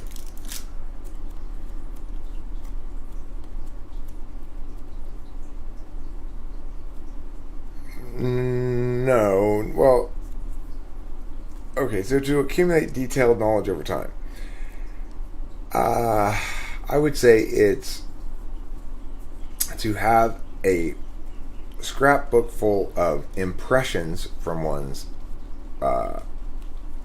life that are enjoyable to revisit and such. So in other words, to have your memories be comprised of successes. Now, it's also the case that for INTPs, for example, or potentially even INFPs, I'm not sure, that INTPs are going to collect a lot of abstract information, and they're going to retain it all very well, and they're going to remember abstract stuff very well. Like, INTPs can memorize song lyrics really, really fast. What does any metaphysical action look like besides talking? Well, I mean, the thing is, you can see the difference between any metaphysical action that's developed and any metaphysical action that's not by comparing me against Cloud. So, when you ask this question, I provide meaningful engagement with it. I'm saying, let me answer the question that actually informs Tom Jokson about the matter in a meaningful way.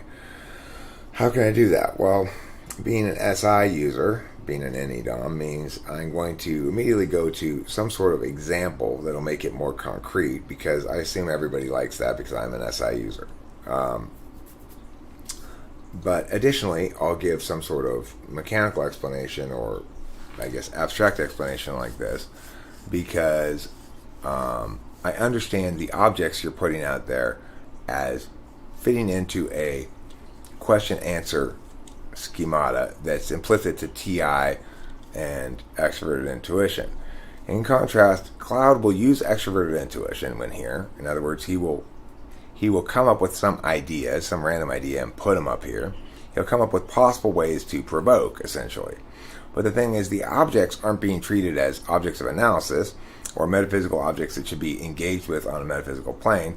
They're being treated as metaphysical objects that are designed to pull people out of the metaphysical frame and back into the physical, to get them to engage emotionally with them, to be provoked into either anger or he wants people to argue against him, right? Like, he wants to successfully get people to go, nuh-uh. And so, listen, Running Fox, I've thought about this a lot, and this is difficult. I cannot lose the powerful explanatory aspect of Cloud because I am not talking shit about him. I'm correctly analyzing cognitive function, and he's demonstrative of a concept that I was specifically asked about. My choices are this. I can explain it less well, or I can use Cloud as an example. And I'm not going to explain it less well because you're concerned about his feelings.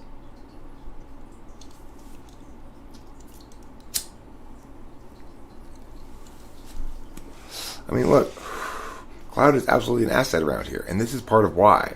Because it's demonstrative of what it looks like when you have somebody who's an SE dom in an ideational space, and how it looks different than somebody who's ideating from an ideational perspective rather than an SE perspective, right? It's incredibly instructive. It's not me talking shit about cloud. It's just reality. It's like, I'm not trying to win the argument somehow that cloud's an ESFP. I'm operating from the assumption that that's a foregone conclusion. He may not like that foregone conclusion, but I mean, I can't pretend reality is other than what it is in order to be careful with his feelings. He's not careful with anybody else's feelings. Okay, so you said talking about, you didn't say talking shit. Why talk about someone when they aren't here to defend themselves? Okay, well, you're right. You didn't say talking shit, but to say that I'm talking about them in a way that he needs to defend himself would suggest that I'm attacking him in some way, right? And I would claim I'm not attacking him at all. I'm just using him as an example of how people engage with words and meaning differently in order to answer Home Fry's question. SE and NE are not motivated by things, okay? They're action functions. So the thing is, SE and NE both work in conjunction with any deliberation function. And as far as motivations go, well, that depends on the slot. So if I am an SE Dom, it is an implicit value which says, I only want to participate in things that allow me to successfully engage with extroverted sensing.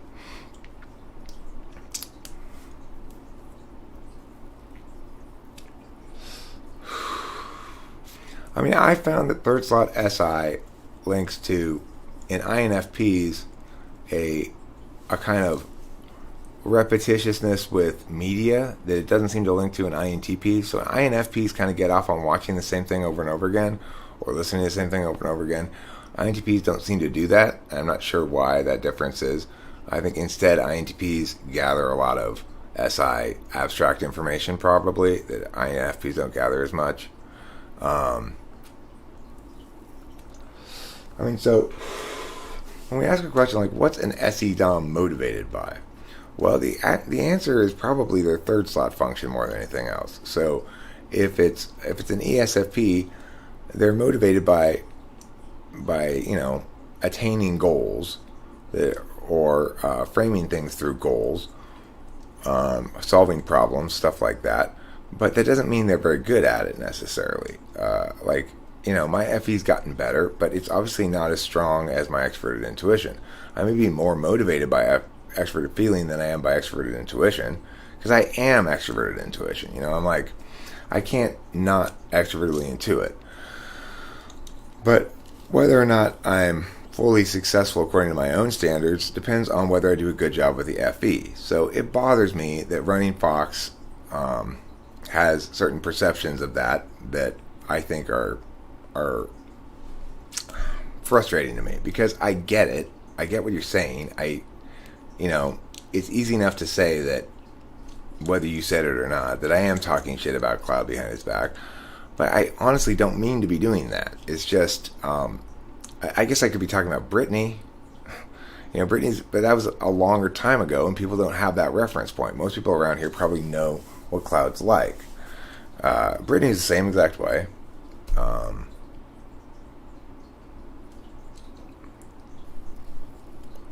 Why do you think Eve was annoying? What was annoying about her?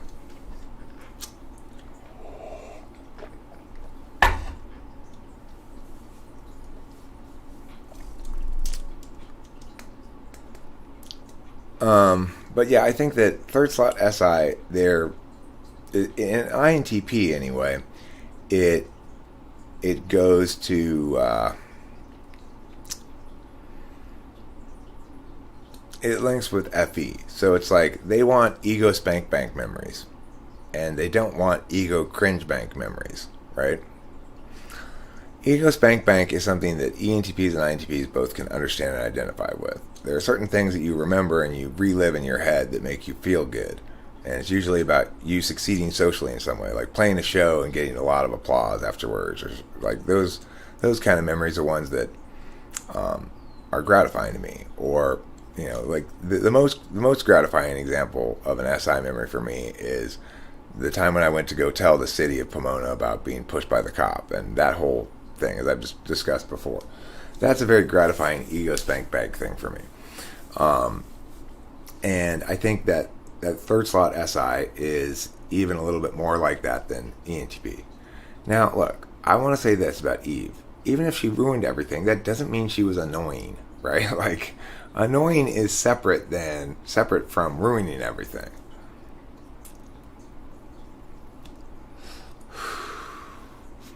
Like, let me see if I can come up with an example. Eric, why are ENTPs proud of bad memories? I don't feel like I'm proud of bad memories. I feel like I have to vocalize them to have them have less impact on me. So when I have memories that make me cringe, if I talk about it out loud, it disempowers it. So I'm not proud of my failures. I'm proud of my ability to present them as honestly such and own them and move past them. You know, like, but I guess it depends what stage of development you're in and stuff like that. I'm kind of constantly contrasting who I was versus who I am, and who I am versus what I'd like to be. But you have to be careful with that too. It's like, there's certainly wisdom in the notion that you're perfectly fine the way you are right now, and that there's nothing wrong with you, and that's true of me as well. But I have ambitions, I guess, is what it boils down to. I have ambitions, and so in that regard, I check myself against whether or not I'm doing the stuff I need to do to realize those ambitions. Okay, well, can you give me an example of a bad memory that I've just talked about being proud of? I'm not sure what you mean by a bad memory. If you mean like a FE cringy memory, I think that's not true at all. If you mean maybe, like getting arrested or something. Well, can you give me an example of a bad memory I talk about? What's an RCM?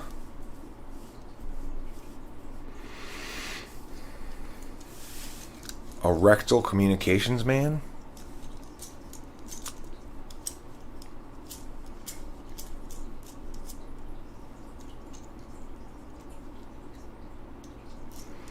Can you define ambition as you would define meeting your own ambition goals? I would define ambition as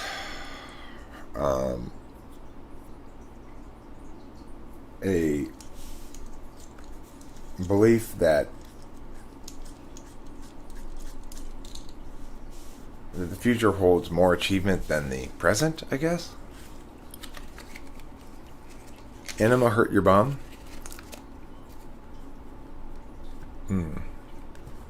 Well, you probably were doing it wrong. Don't use a garden hose lawnmower. That's not the thing to use. I heard an ENTJ say the other day, there's no such thing as truth. Everyone has their own truth. Why would an ENTJ say this from a cognitive function standpoint? Well, it's instrumental in I. They only see the truth as useful because it's useful. They use it for some reason. Now, I would never say there is no logic. Everybody has their own logic. I would say at the end of the day, what's logical doesn't really matter. There's other things that matter more.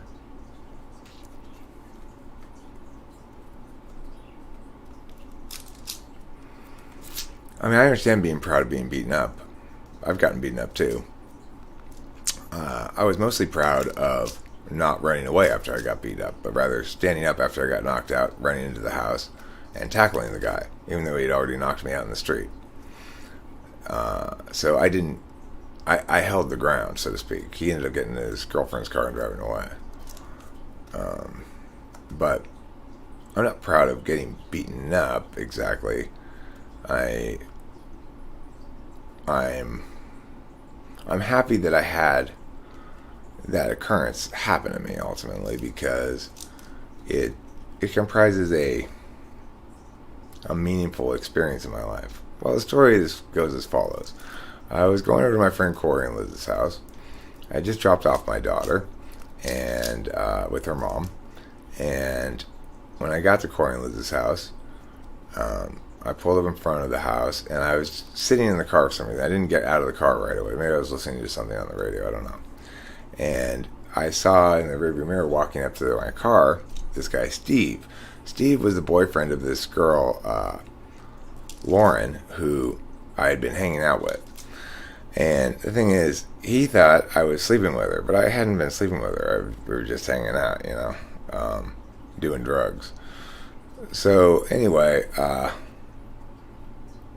didn't expect anything. I was just like, oh, hey, Steve. But my window was open, and he punched me through the window, like sucker punched me through the window. And I was just like, what the fuck? And then began raining blows on me as I'm sitting in the car. So I managed to, get the door open and get out of the car. But by the time I got out of the car and was standing up, I had taken a lot of punches to the face. And I wasn't standing up for very long before the next thing I knew, I was lying in the street looking up at the stars where he had knocked me out. So, but I just got up and I saw him inside the house, and I ran in there like a free safety, and I tackled him, and his head went into the drywall, and we rolled around on the floor some, and then he got up and went and locked himself in his girlfriend's car. And it was a big rock. And I picked it up like I was going to fucking smash the windshield with it. And I said, you know what, Eric? Don't do that. I put it down.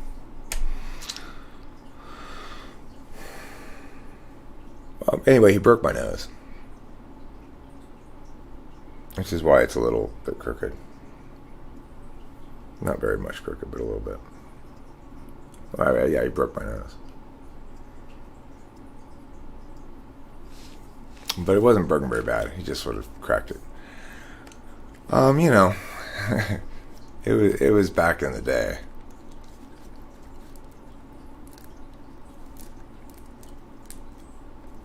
Anyway, I did eventually sleep with that girl and got my revenge that way, I guess you could say, but when I slept with her, she wasn't with him at the time. I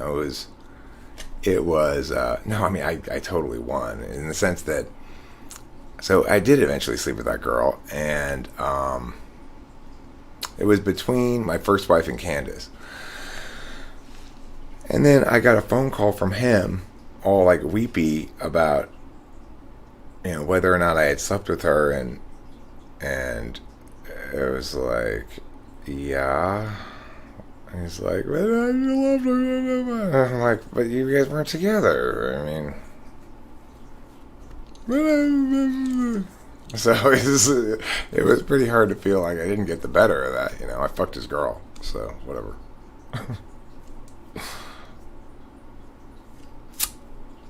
That's the ultimate win, right? I'm a broken man. I don't feel like a broken man. That was during a more chaotic period of my life.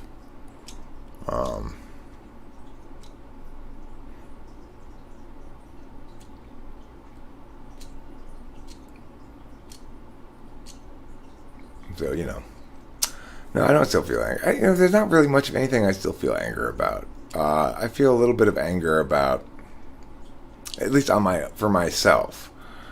Maybe a little bit of anger at my ex-boss, who really got shady and screwed me over at the end of that stretch of time, and that's, whatever it is. I don't really care. Although she's still on my shit list. Like, if I were to see her at a tournament or something, as I have every time I've seen her since then, I immediately go up to her and start, you worthless scoundrel, that sort of shit. And she scurries away.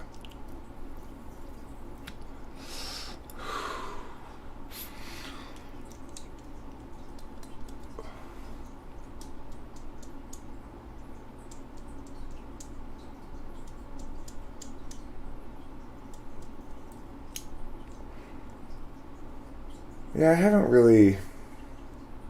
To the extent that I've been treated badly or mistreated or whatever, I have gotten over it, or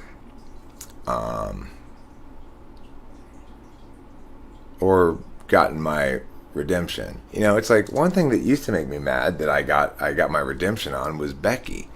I used to be mad because Becky had successfully warped that narrative to make me look like a bad guy in this circumstance when I never was at all remotely. And it was very black and white, but you know, she muddied it successfully narratively. And then it was very gratifying when she emailed my dad, and at that point, you know, when I read those things out loud on the internet, she kept persisting and doubling down, tripling down. It became unavoidably obvious to anybody paying any attention what a scoundrel she was. And I won that public sort of narrative, and that relieved me from feeling angry anymore. It's like she thought she was hurting me. She solved my... She returned the world to equilibrium by doing that, you know? By not taking the win she had and running with it, she successfully gave it back to me. So that was nice. And that's what, like, the dark side doesn't get, right? The dark side assumes that everybody is susceptible to the same kind of leverage that they're susceptible to. Because they keep a bunch of secrets about how they actually are and their badness and their dishonesty and such. Then they assume everybody else has to be scared of being revealed. I'm not scared of being revealed.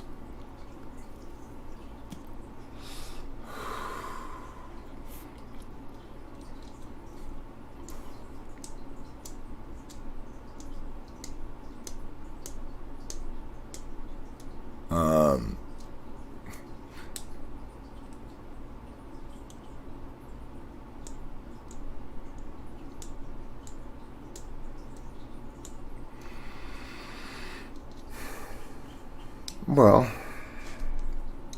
I mean, I was just shining a different color of light. She didn't like the color of light I was shining.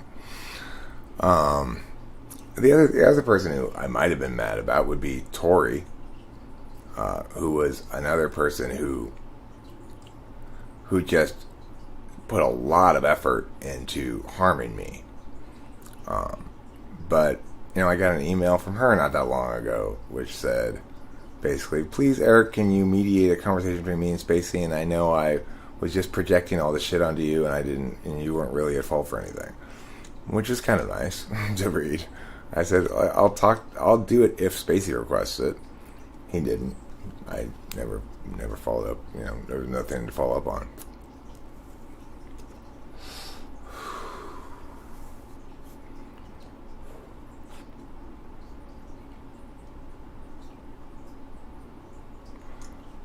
I do think INTPs can be believers. I don't think you're an INTP, though. Probably not, Lawnmower. But it's hard for me to say just from the chat. You might be. I don't know.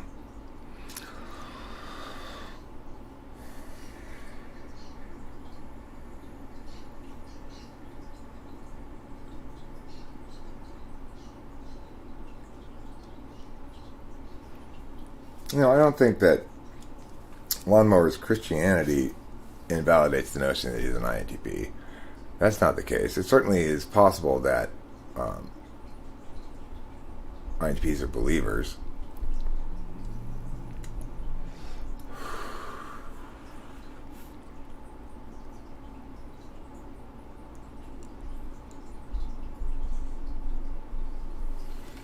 So, you know, the things that I do still get mad about are usually on behalf of other people. I'm still mad at how Taylor was treated by the people in Kansas, in Pratt County, and the injustice of the law enforcement system down there makes me mad. I wake up mad about that still sometimes. I wake up mad about how Rachel was treated. I used to wake up mad about how Kimberly was treated. and I want vengeance on their behalf. Like, but you know, that's the thing is, with Rachel, I've gotten such incredibly satisfying results. It couldn't get any better. It's like, talk about fucking just total win. And her parents were all weird about marijuana and stuff. Well, I mean, it has been proved beyond any possible doubt that their ontological assault of their daughter about her pot smoking was exactly that and nothing else. Certainly it had no link whatsoever to her mental health. I also established that, in fact, the treatment program, quote unquote, that they were forcing her to go to was complete fucking garbage, because all it took for us to hire our own psychiatrist and fix the problem in like 3 sessions. So, you know, it's like, that's pretty gratifying. And some of the behaviors that her parents were engaged in, or her family was engaged in with her, were unacceptable. But she didn't have the wherewithal to win those battles. You know, she didn't have, for lots of reasons. Now those battles are won. I mean, her brother, for example, has got to carry around this, I'm sure, difficult reality, which is he knows that at some point I'm going to see him. He's going to have to see me. And he has run in terror from me from day one. Like, just refused to speak to me for 1 second. Doesn't want anything. Even when he was kicking Rachel out of the house, he wouldn't have a conversation with me to facilitate the move again back here, or talk about the timetable or anything, because he knew I was gonna start asking him some tough questions he couldn't answer. He's not gonna like it. Well, he's not gonna get away with that shit. He will be held to account. I'm still here. I'm not going anywhere. At some point, we're gonna be together at some sort of family activity, and I'm gonna be there. I'm gonna just look at his ass. Anthony, you know.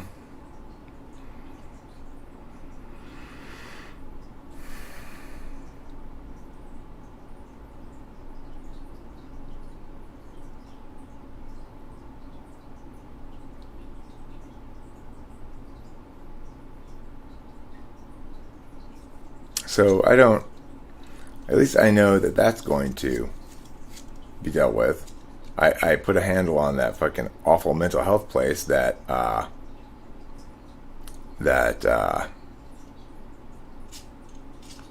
Rachel was at, but I reported them to the state of New York. So I don't know if anything happened with that, but certainly I got them scrambling around like the office in Ferris Bueller's Day Off, when they thought they were being rude to a parent. Was actually, that was gratifying to know that. It's super gratifying to know that your skills are exactly the skills that are necessary, and then to watch them successfully accomplish what they should accomplish in no uncertain terms is very gratifying.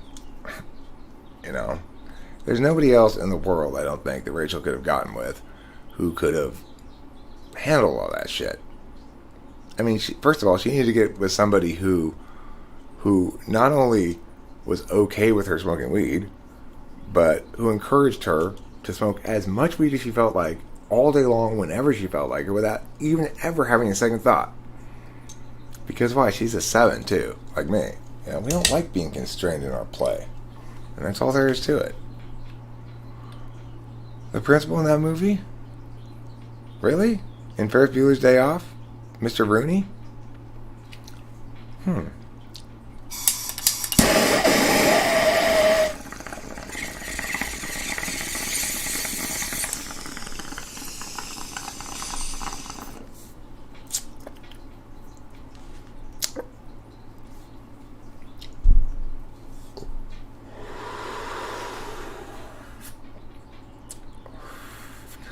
Well, I would say I don't have really an official opinion on Lawnmower.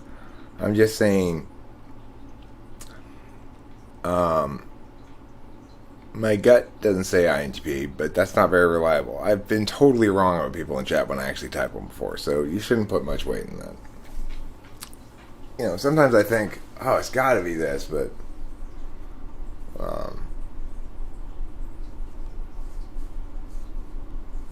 I will look it up. Mr. Rooney.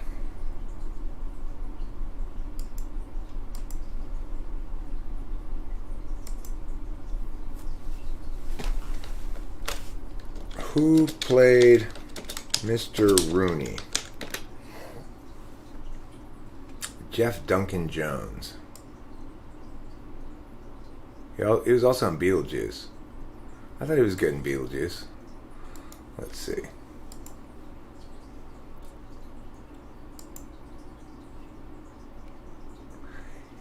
In 2003, he pleaded no contest to a charge of soliciting a minor to pose for nude photographs and had subsequent arrests for failing to update his sex offender status. Huh.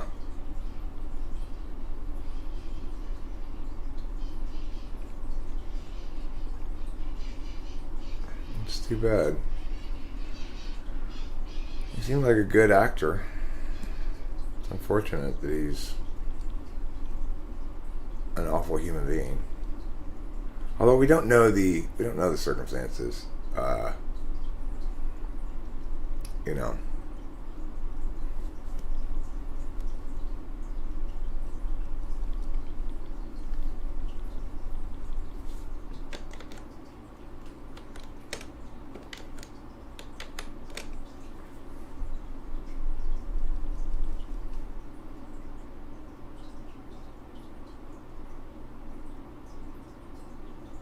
Yeah.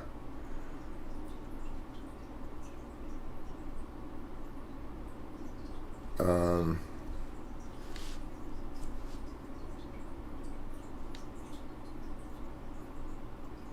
I knew someone who looked a bit like him, a nice man who was my partner in the command post on some shifts. His wife looked exactly like him. We always wondered about them. Yeah, I would be curious.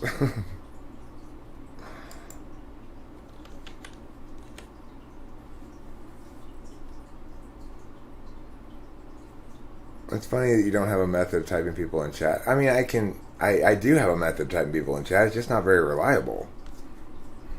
Some people, it's quite reliable. I mean, like, for example, when I type Jade as ESFP, I'm still convinced she's ESFP, and what that ended up making me do is sort of revisit the issue of the TI test and how reliable it is, and whether or not people can, in fact, learn to do that, and in what context. It represents a rare example.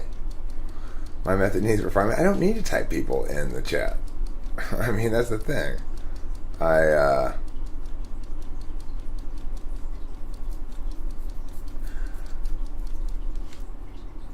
mean, INTPs do have a good relationship with their NI. It's just countervalued. I mean, they have a much better relationship with their NI than I do with my TE because it's the same aspect as their predominant functions. The first two functions.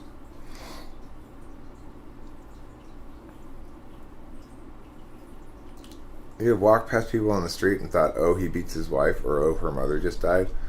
That sort of things never, ever happens to me. He types people in chat all the time. Right, well, I mean, it's like, you know, it's because he doesn't care about whether he can justify his shit. He's just ignoring TI all the time.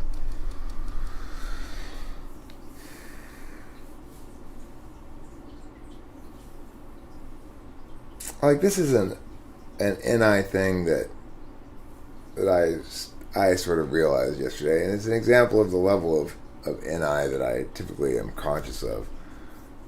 You know, Forever 21 at the mall, Rachel had bought some things at Forever 21, and we went to do curbside pickup, where you park your car and they bring it out to your car for you. Anyway, I pointed out that Forever 21 is trying to be like Macy's or JCPenney's because it has its own entrance, not like you'd expect for that store in the mall. And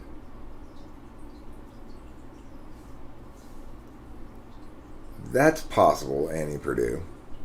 But I do know from typing an ENFJ recently, who had competition debate experience, that in fact you can perform at TI above or presumably below your level.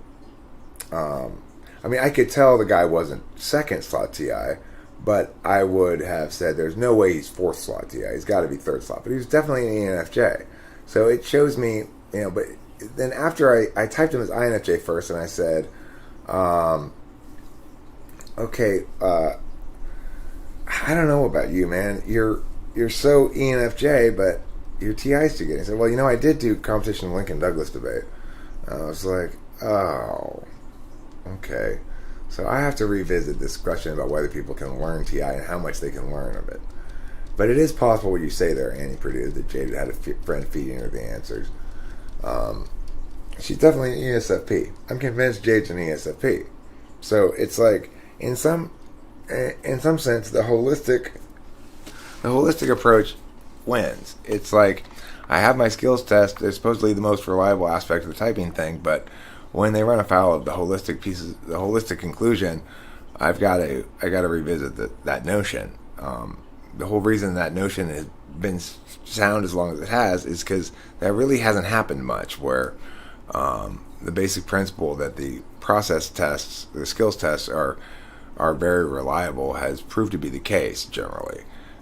But recently, I've had a couple people who made me go, okay, but it's not as reliable as I thought. Yeah, so Forever 21. Anyway, my NI observation was that Forever 21 was trying to be like Macy's and JCPenney and stuff because it has its own entrance. Having said that, of course, I immediately started interpreting it in various other ways in my head, but it's like they're not necessarily trying to position themselves as like Macy's or JCPenney's or something. They're just trying to say that they're so important as a store that they need their own entrance or something, But they're not trying to claim to be a department store. It's still just a single store. Like, you wouldn't expect Forever 21 to have its own entrance at the mall because only the big stores do, the big department stores. JCPenney's, Nordstrom's, and Macy's have their own entrance. But Foot Locker, for example, doesn't have its own entrance. It's inside the mall, as I said, we were waiting for the person to bring out Rachel's clothing that she'd gotten. We watched a couple. There's this girl who was holding the hand of this guy. They seemed like they were a fairly newish couple, like fairly young, maybe 17 to 20, somewhere in there. And they were holding hands, and she was taking him right into Forever 21. And I was like, oh, Jesus, that poor guy. I am so glad that is not me. I'm so glad that I'm not still young enough to make the mistake of going shopping with a girl. It is just an absolute mistake. Because, my thing is, okay, look, you've looked at like 3 shirts now. Surely one of them is good enough. Why are you still looking at more shirts? Girls don't shop like that, Like 3 shirts is just the tip of the iceberg of things they're going to look at.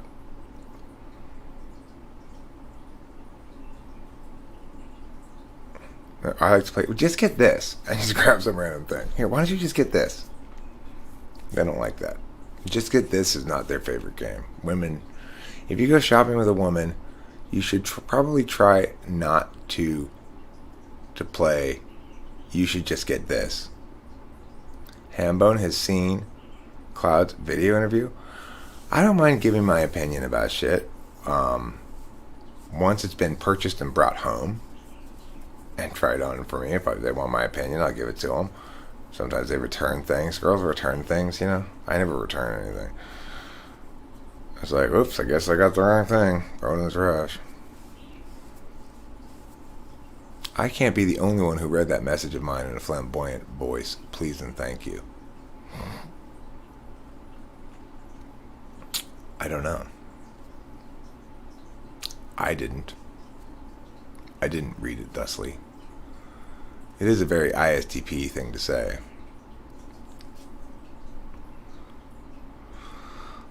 There's one small piece of the puzzle that doesn't quite fit but still bugs me. A young YouTuber named Trey.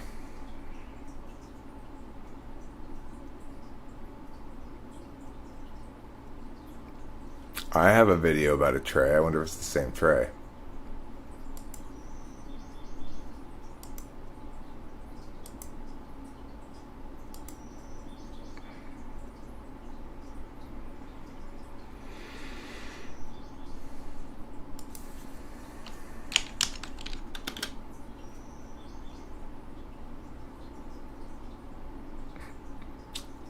This is a fun video.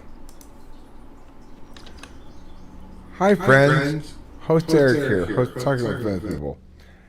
And one of my new friends I've been seeing a lot more lately, and I really get a kick out of him, is Trey. Because, one, he's super clever. Two, man, can he school a motherfucker. And three, he's kind.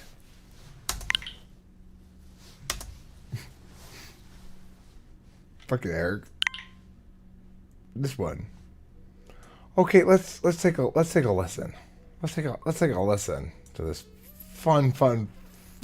As an AI user, here's what I did. Yesterday I called Eric an old man. Right.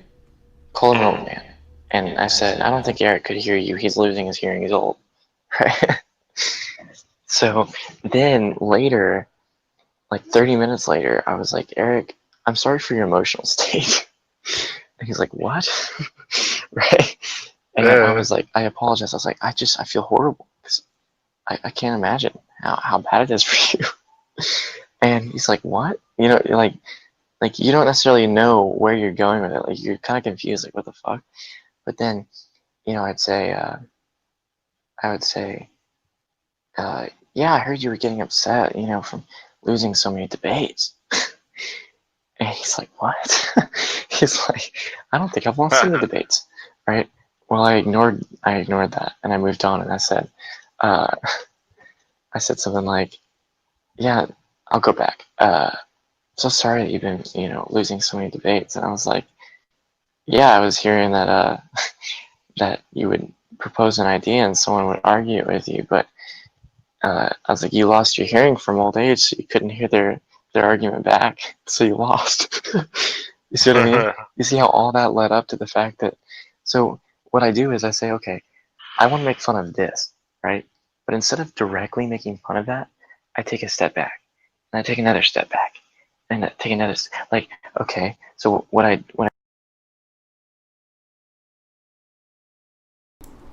That guy? Are you talking about that guy?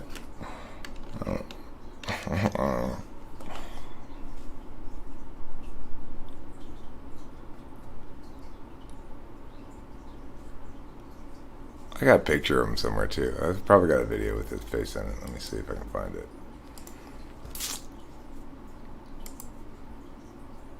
Oh, Trey.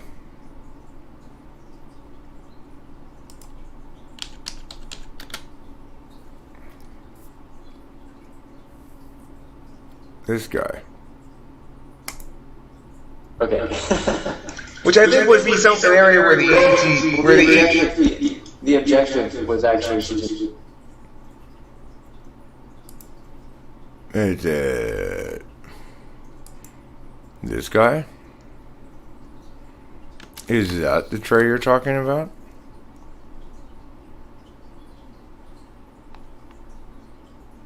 This is Trey.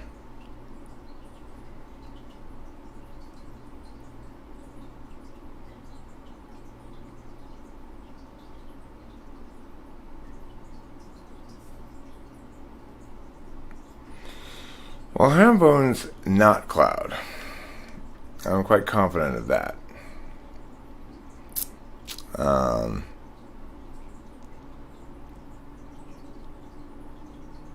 So I don't know what to say about that, about Hambone's involvement, but I mean, I think, like, for example, Mike Jones is Cloud, clearly. I don't think Jade is Cloud. Cloud and Jade are different people. You know, yeah, Hambone is completely separate. What type is Trey? I don't know. I don't remember really. I haven't thought about it in a long time. If I thought about it at some point. He used to be connected with Damon Gray, aka Chad Crandall. If you had a name like Chad Crandall, why would you change your name to Damon Gray?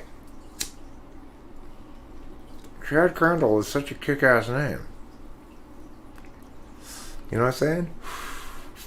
See, that's instrumental NI. You got to do something with your NI. You can't just sort of use it to know that your name's already great.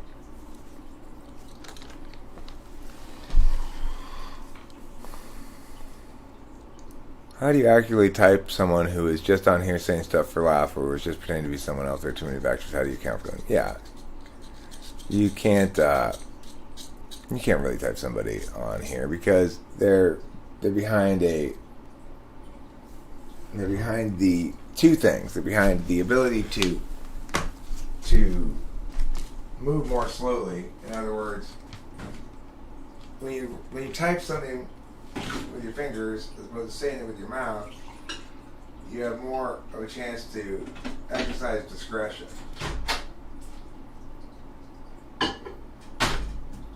And the second thing is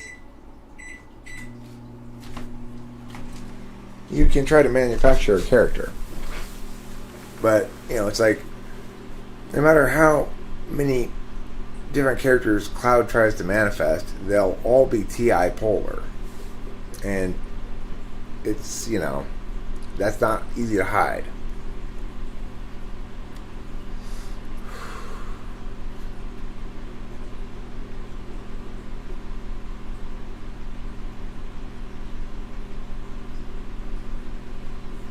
Hambone's not Cloud. No way.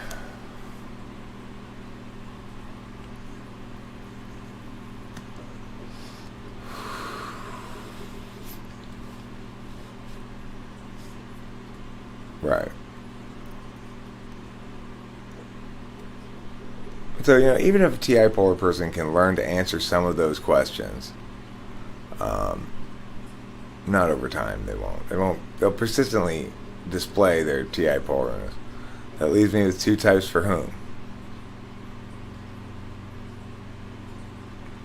Well, see, right. I guess Kyra was an ENTP at first because her humor was obviously random NE humor, and it seemed to be kind of feelings insensitive in some way. Although I don't think it actually was, but it seemed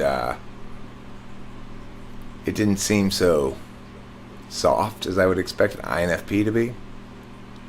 But see, that's just goes to show you, it's like, yeah, I mean, the NE was undeniable, and that was clear. I sort of read it as dominant.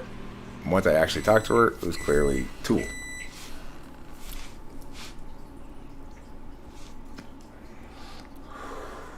Lawnmower's not a bully. He's just a billy goat gruff. There's the difference. Okay?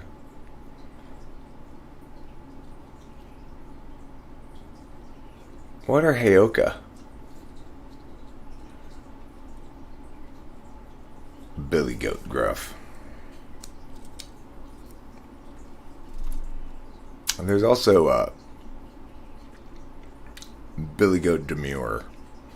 The opposite of Billy goat gruff.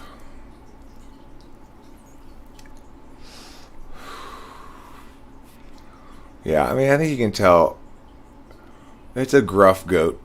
In other words, it doesn't have very polished FE. When it responds to you, it's sort of short.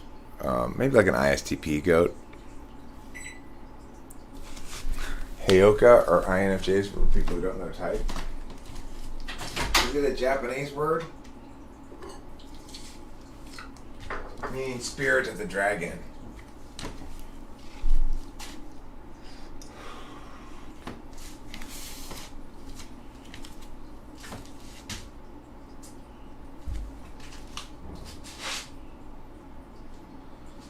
In its literal meaning, a Dutch oven is actually a very useful kind of pot to have in your kitchen. I wish it weren't reduced just to meaning farting in bed and such. It's kind of a gross meaning.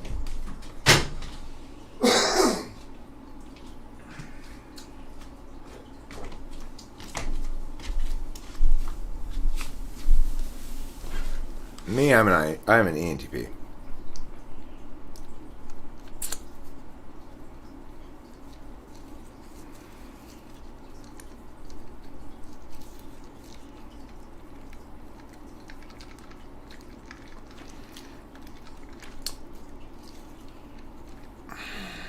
there's one kind of shopping I can do with girls, and that's like thrift store shopping is fun.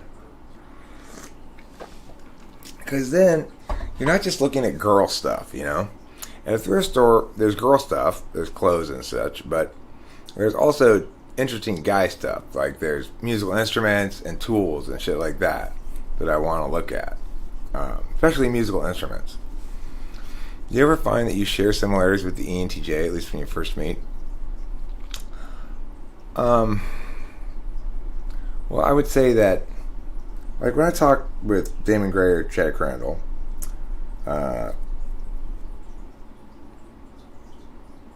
that we tend to agree a lot politically on things. And if you were to just hear us discussing politics, you might think we sound quite similar. But the difference is, if you listen more carefully, you'll hear the TE Dom constantly framing things through practical goals and outcomes, and the TI Dom framing things more through TI. So they might hold the same position, but justify it differently. But by and large, no, I don't feel any sort of sense of sameness with the ENTJs in general.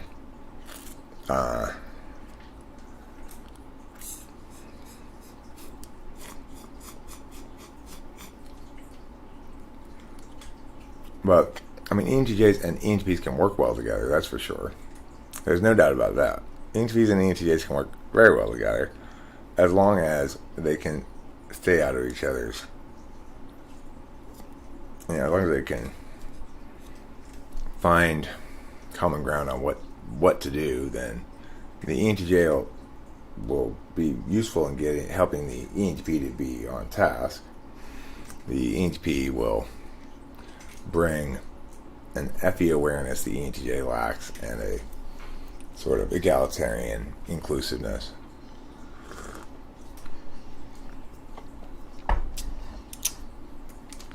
You find the sense of sameness is strongest with the INTPs. It's hard to understand where the sense of sameness is strongest. I see what you're saying. Yeah, I do, for sure. ENTPs, I feel more sameness with INTPs than I do with ENTPs, really, because with other ENTPs, there's a natural combativeness that sort of unavoidably happens. It's not even combative, it's just sort of, we're both trying to occupy the same space, socially and no, it's 22, Winston's mom. Yeah, that was Trey's voice, right.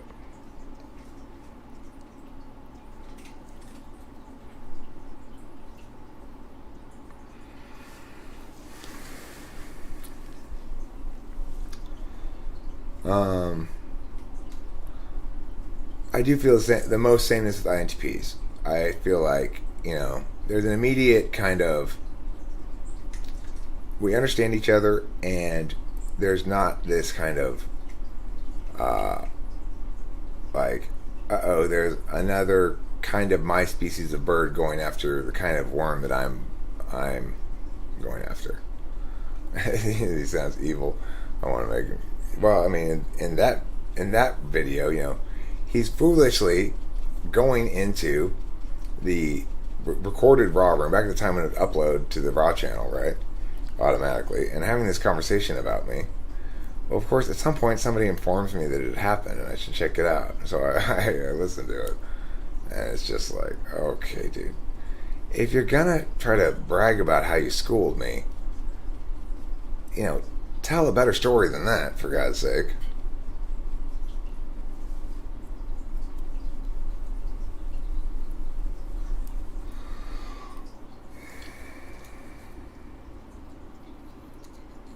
Yeah, curious Kyra, and the thing is, I actually get that too.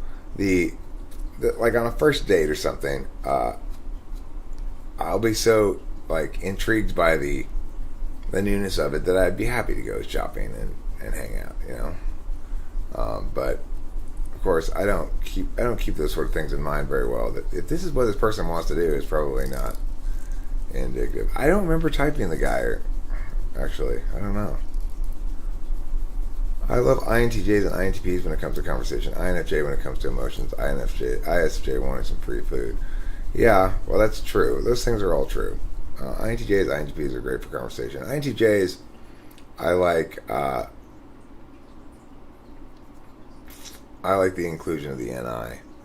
I think INFJs are great for conversations too, because for me, Rachel and I, we don't really talk about emotions. We talk about NI stuff, like what makes a movie good or bad or whatever. What makes a song good or bad, or whether a song's good or bad. Say things like, that's really, they're really surfing the curve there in this matter. I think this will be recognized better later on than it is now, or things like that. NI kind of stuff. Who's a good actor or who's a good actress?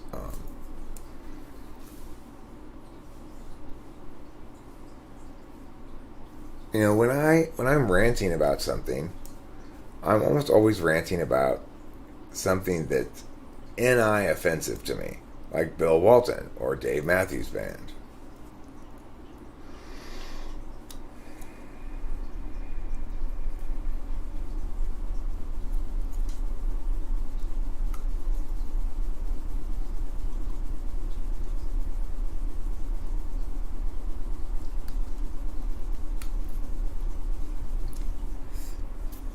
So when I am in the grip of my anima, is that when I'm complaining about NI shit? I don't know. It's just like Bill Walton annoys the hell out of me, right? So in some sense, that's an SI objection. I'm trying to watch a basketball game, and he's spouting off with the garbage Bill Walton shit. It's like it offends me on multiple levels. It offends me because, of course, it's making me not enjoy the basketball game. That's an SI level. But mostly it offends me because why is he a broadcaster? He's terrible. By any objective standard, he's absolutely terrible. So it's like that's something that we ran about. Or Dave Matthews Band. They're doing everything wrong. And people are fooled by that garbage. It's so horrible. It makes me want to cry. It's like, God, can't open your eyes. Listen, open your ears.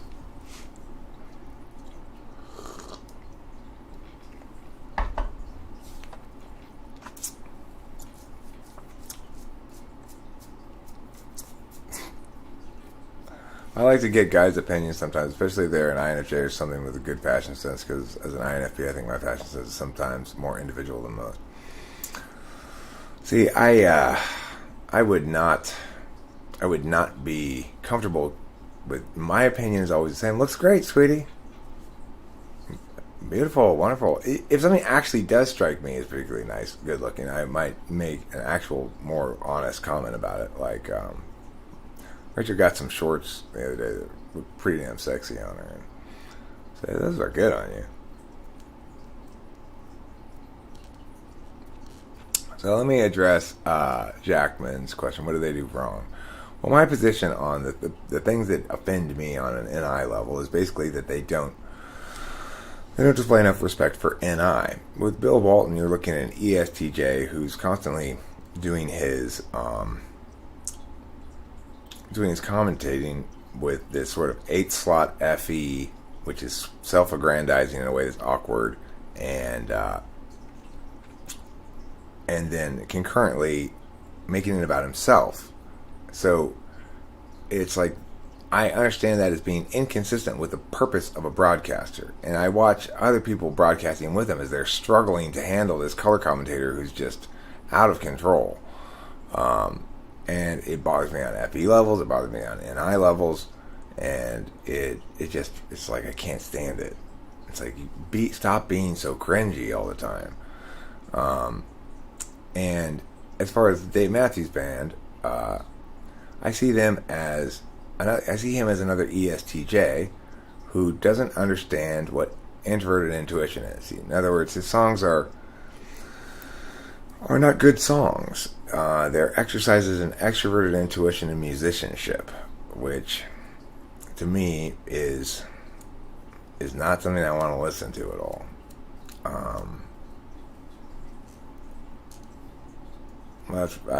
Okay, I got to it.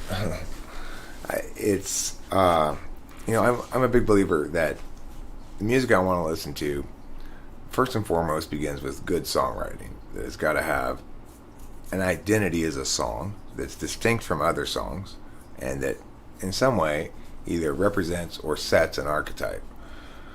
I like things to realize their own identity musically, and I don't think the Dave Matthews Band does that with any of their stuff. I think that's their approach. They're more like an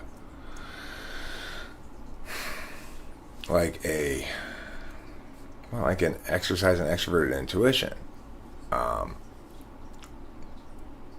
and you can. Is there any SI workaround for NI polar when it comes to music? I don't think so. I think they can be good musicians, but they can't be good songwriters. Yeah, good songwriting is good NI. So, like, you can look at Fiona Apple. She's an NE person. She's probably an INFP, maybe an ENFP. She in her early albums, she's got some really amazing songs that she wrote. They're great songs that are timeless. But because she didn't have the right frame of reference aesthetically, in other words, she didn't understand that that she needed to keep those aspects of her songwriting that sounded familiar but not like anything specific. It's like she needed an INFJ to guide her in her musical development. And so her new album is completely disposable because it's all extroverted intuition. Every time she starts to fall into a groove and actually be something that has some pop to it or likability, she switches it up and adds some more, words. As an NE Dom, I've come to terms with the truth, which is good music does not indulge one's extroverted intuition. Good music manifests an introverted intuition vision of a song as a whole entity, and the extroverted intuition is what makes something genuinely timeless versus not quite. Like, for example, a person who has very NI songs but doesn't quite make it all the way is what's that guy's name? Lenny Kravitz. He's, I think, an ENFJ. What alarm? I don't hear any alarm. Let me go see if... Where's my phone? Jeffrey's done with his round, I'm sure. Well, he can come here and get me, he knows where I am. I told him to come here and get me if he wants to.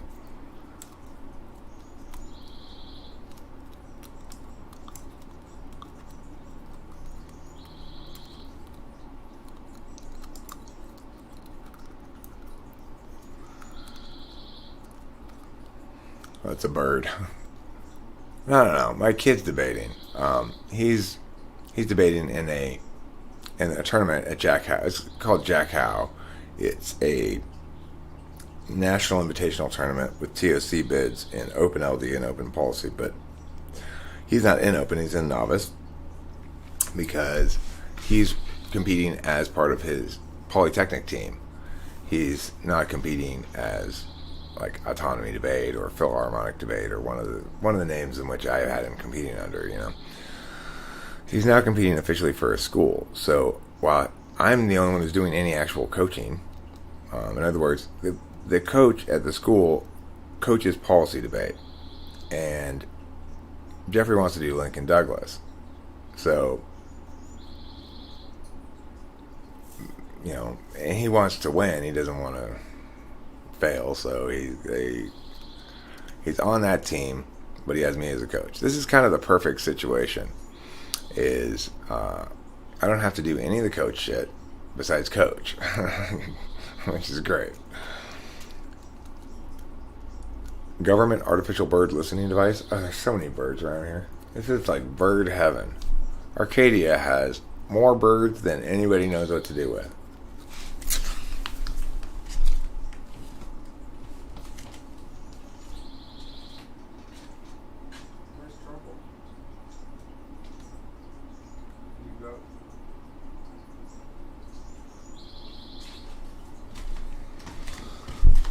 Yeah,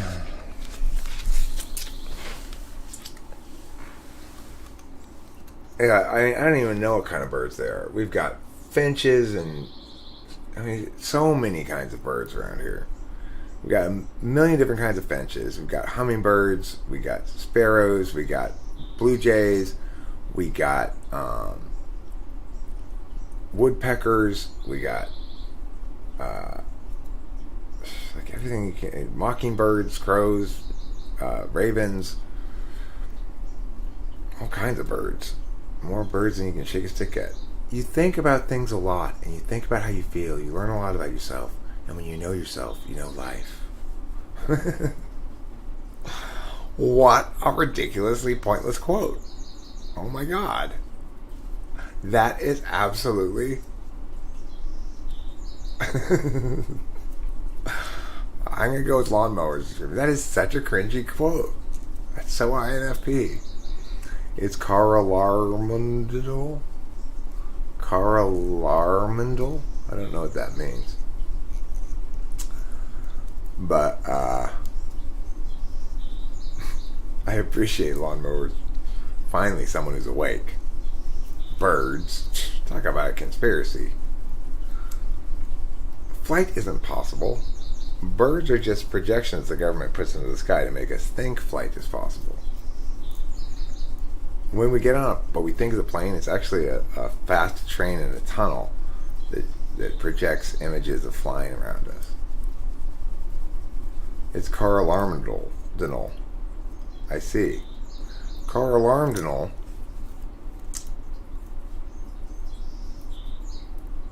Thought contagion.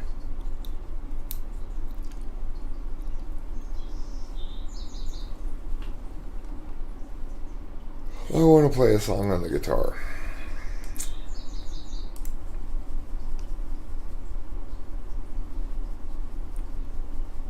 What?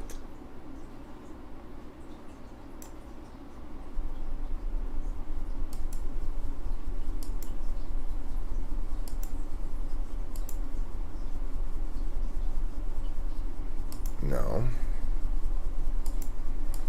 That one? No. Why did 14 go away? Oh well, whatever. Remove.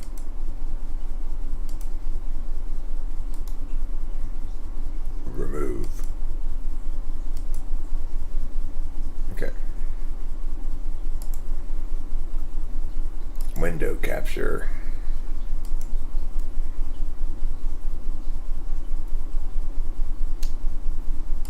Okay, that's not really the one I wanted, but fine. How about this one? How about this window capture? It's going to be juicy when I capture this window. It's going to be so exciting. Watch as I capture it with my window capturing captures.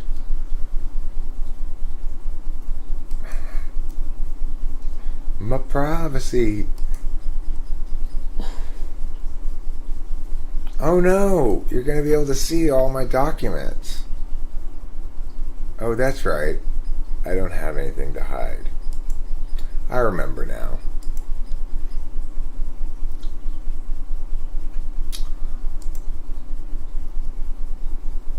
Set list Bobette list.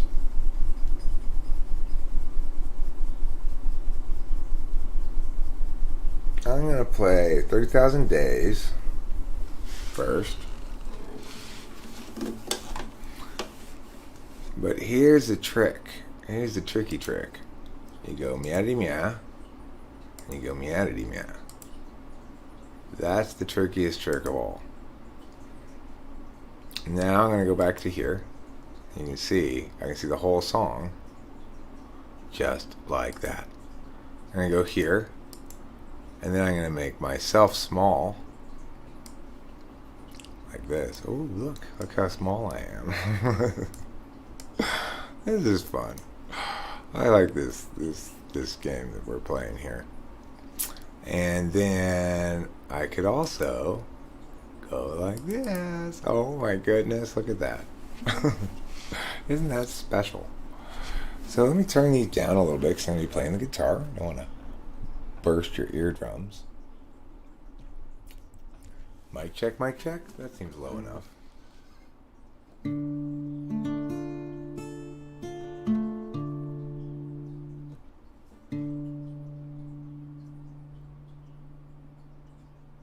"30,000 days, too many expectations." Let me turn this one down a little bit and this one up a little bit so they're more balanced. Here we go. 30,000 days, too many expectations, not even worth a damn. 30,000 nights to sleep off the intoxication, otherwise you won't escape the plan. I wasted half my days trying on others' ways. Who can tell me my priorities? Is there anybody knows the key? 'Cause I'm tired of doing it wrong, on direction and have all along. Wait until I know, or is that just hesitation? Clarity's no good once your chance is gone. What I need to show is it's so below my station. I'm tired of doing it wrong. I wasted half my days trying on others' ways. Who can tell me my priorities? Is there anybody knows the key? 'Cause I think I'm doing it wrong. 'Cause I think I'm doing it wrong. 'Cause I think I'm doing it wrong. Doing it wrong. One Direction.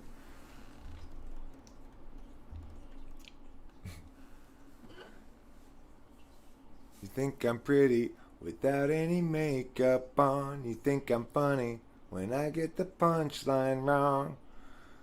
Oh, we'll go now and now.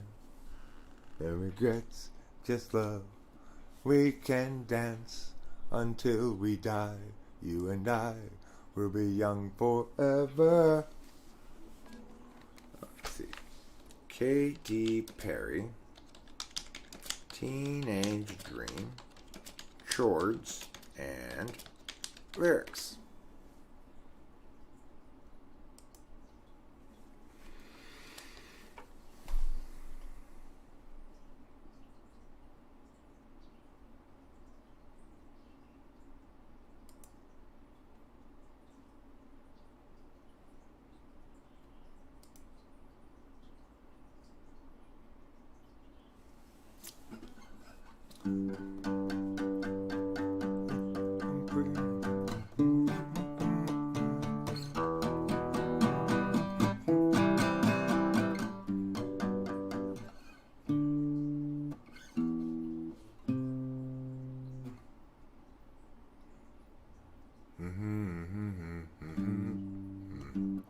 That's not right, is it? You think I'm pretty without any makeup on. You think I'm funny when I tell the punchline wrong. I know you get me, so I'll let my walls come down. Oh,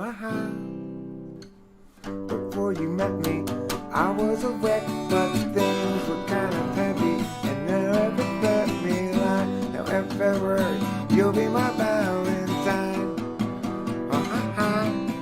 Let's go all the way tonight. No regrets, just love. We can dance until we die.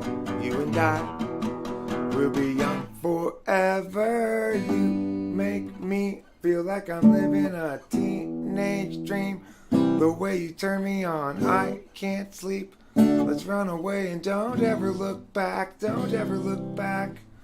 Huh. It's kind of a weird transcription of it.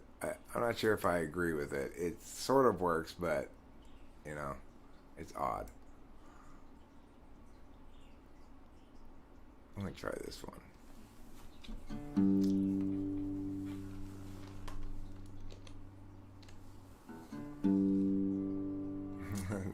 No, she doesn't. If Jesus was people but absent of sin, he must then have struggled with regular men and women, of course, when they too were present. Disciples all warily eyeing the lesson. If people were Jesus, they'd know as they think, and everyone's work would be true. And feelings once spoken would sit where they sing, and we'd all know just what to do. But people aren't Jesus once they're betrayed. The easy believing forever is lost. Maybe naivete is not to be saved, but the wise pay a terrible cost. If virtue require a rational take, or is virtue that's reason invariably fake? Using itself just distract from the flow, or is care better served by deliberate and slow? But people aren't Jesus once they're betrayed. The easy believing forever is lost. Maybe naivete is not to be saved, but the wise pay a terrible cost. The one you thought you knew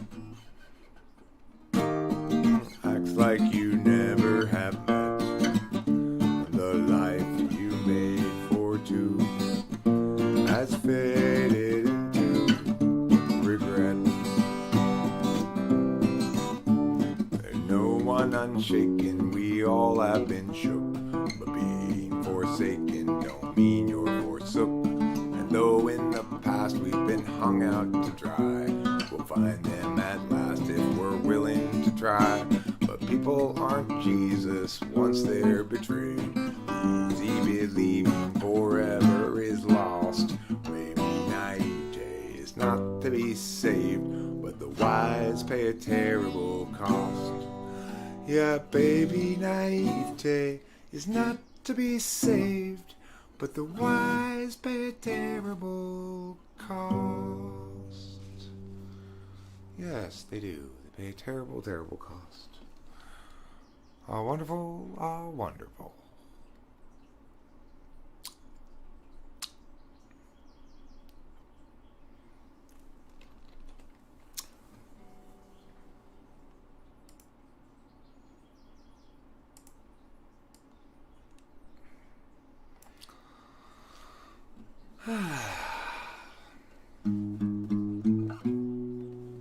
What's the matter with Chad? Is he terribly? What's the matter with Chad? Is he terribly bad? Is he very like Dan, who's a terrible man? Is he sort of like Jill, who can't pay her bill? Or rather like Jack, who's stuck on the facts? What's the matter with Sue?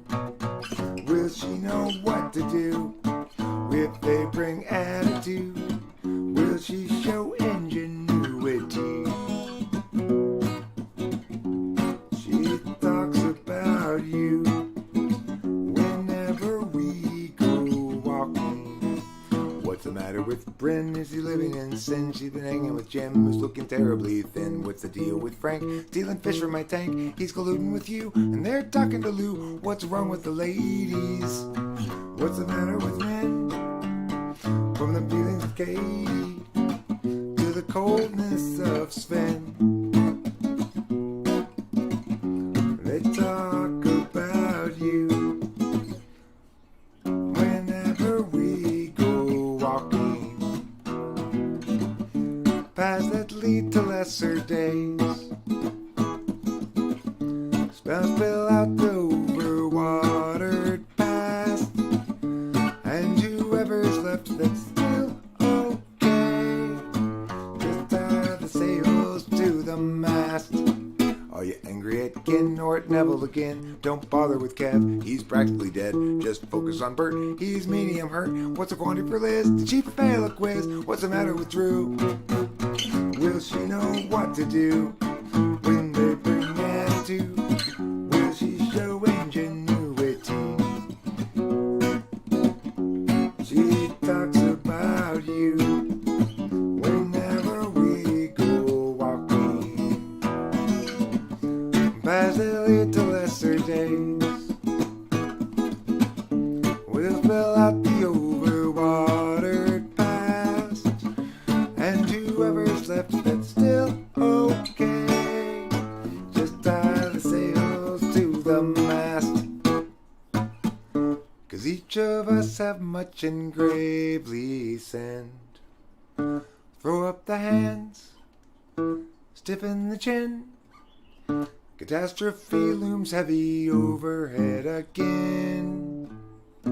Time's gone will never be again, again, again, again, again, again.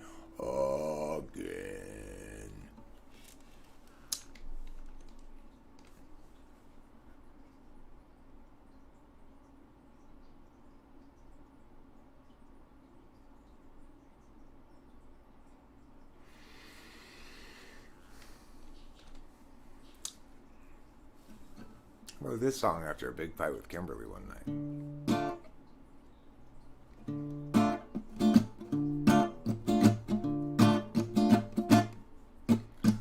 No good comes from skating on with them whom you'd mistaken for the one.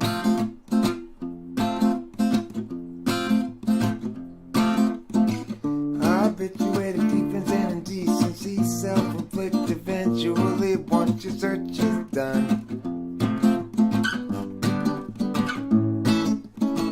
Driving in the car last night, we had a massive fight. Each insisting we were right and the other one to blame. So when you pulled that stunt, I screamed, "You're a worthless cunt." My words as wrong as they were dumb, I've earned my share of shame.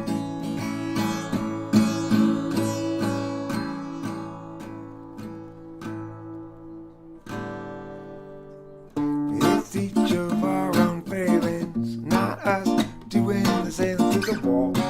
We fear still the other sailing off to reset their life and all.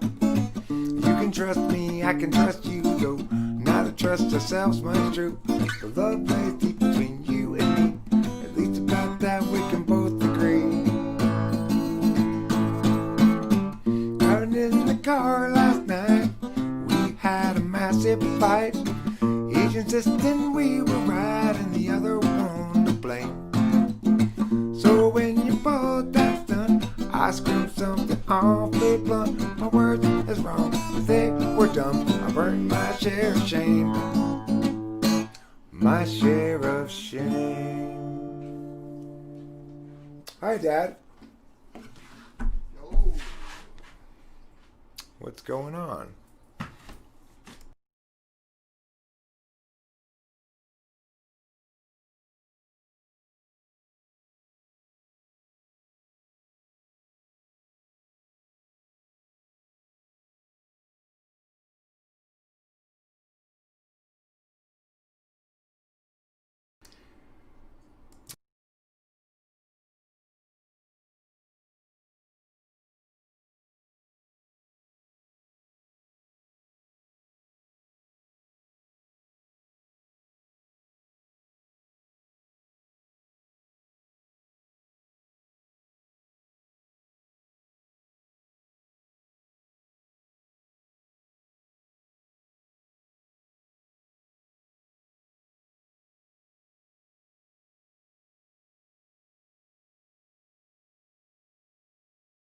So you were right, by the way, about Ruth Bader Ginsburg, that Trump immediately floated a nomination.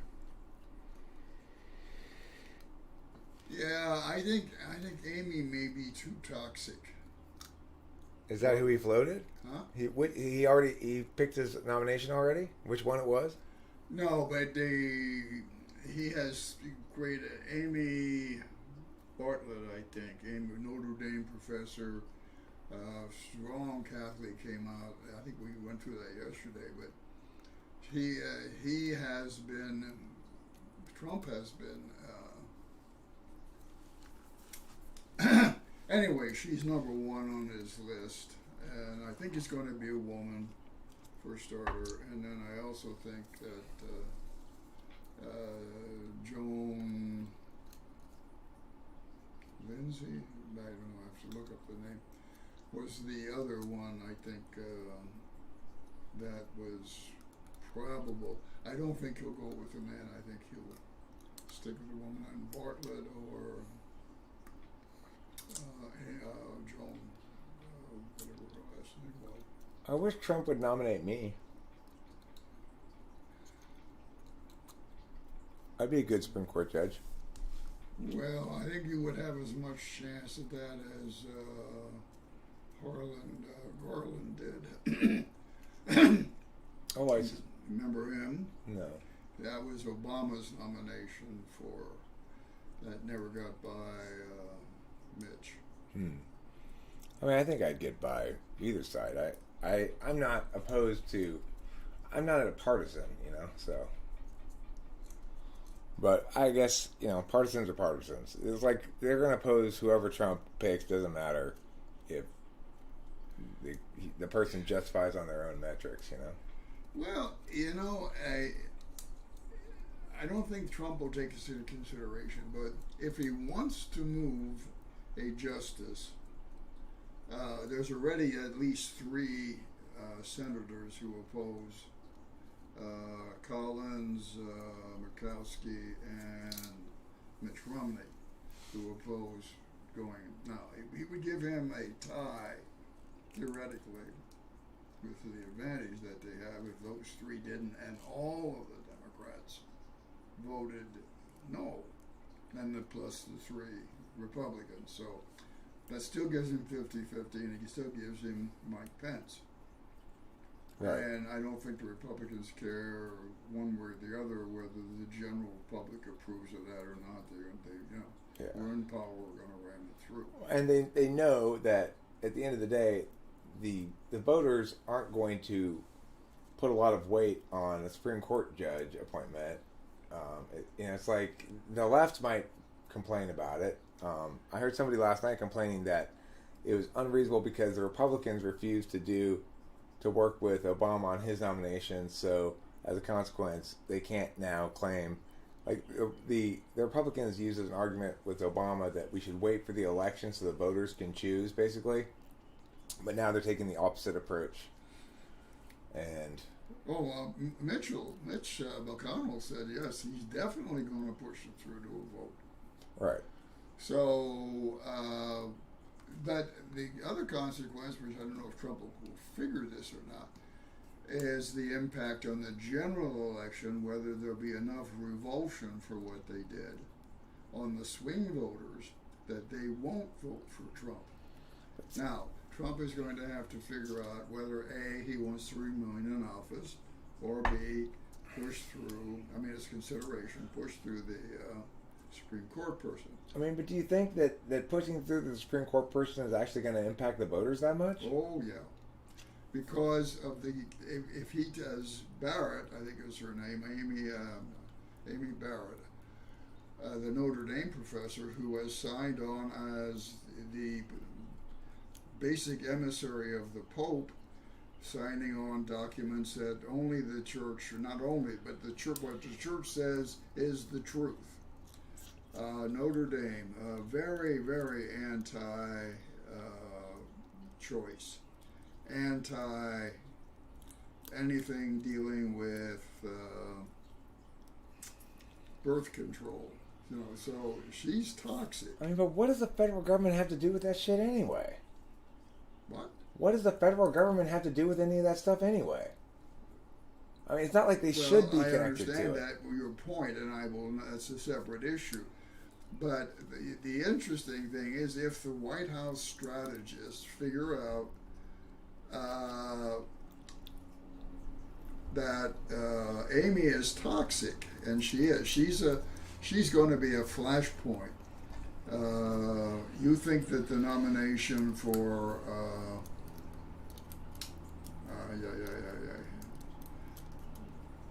whatever the guy's name was is toxic.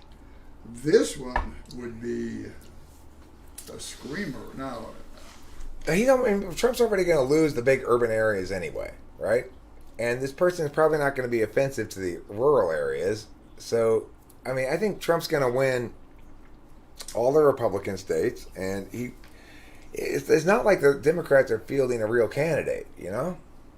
well, but Trump may, and this is where this Supreme Court is a crapshoot.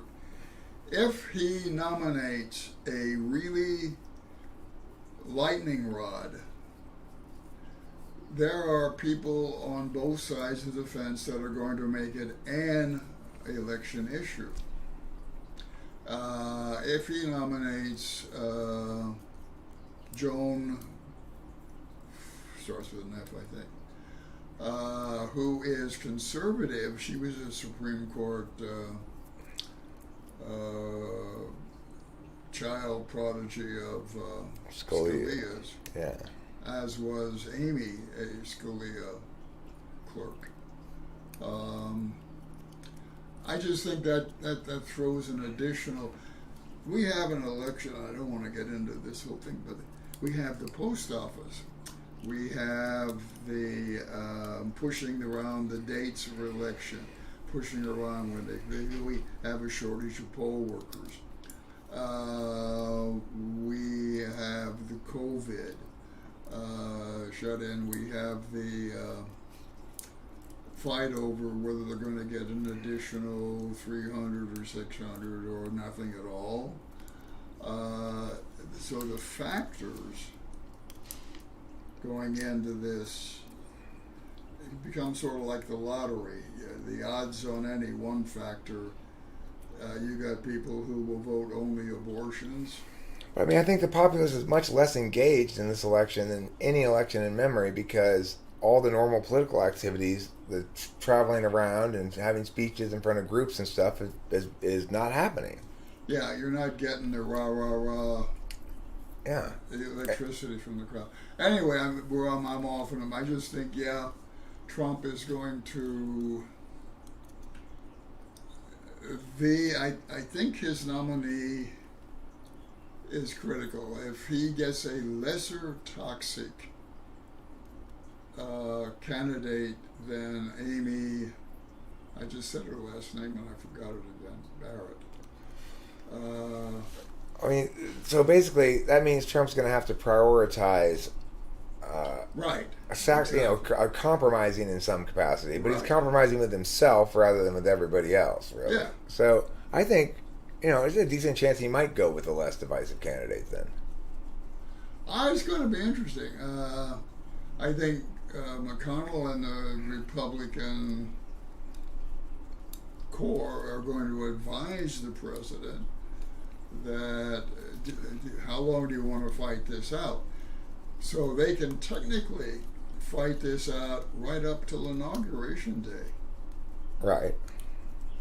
I don't think if the Republicans are smart, they just make this happen quick and have it over with right away and let it fade from people's memory. So that's the point I was making. Now they would, if in fact Biden is elected and they lose the Supreme Court, they lose the Senate, but the lame ducks would be still in there, and that would really raise hell with just about everybody in terms of the democratic process and the Constitution and this, that, and the other thing. And I would guarantee at that point They're going to try to push through a bunch of stuff at the last minute. there would be a movement to eliminate the Electoral College. Really? If, these are the ifs, if Biden wins and the Democrats carry the Senate, and the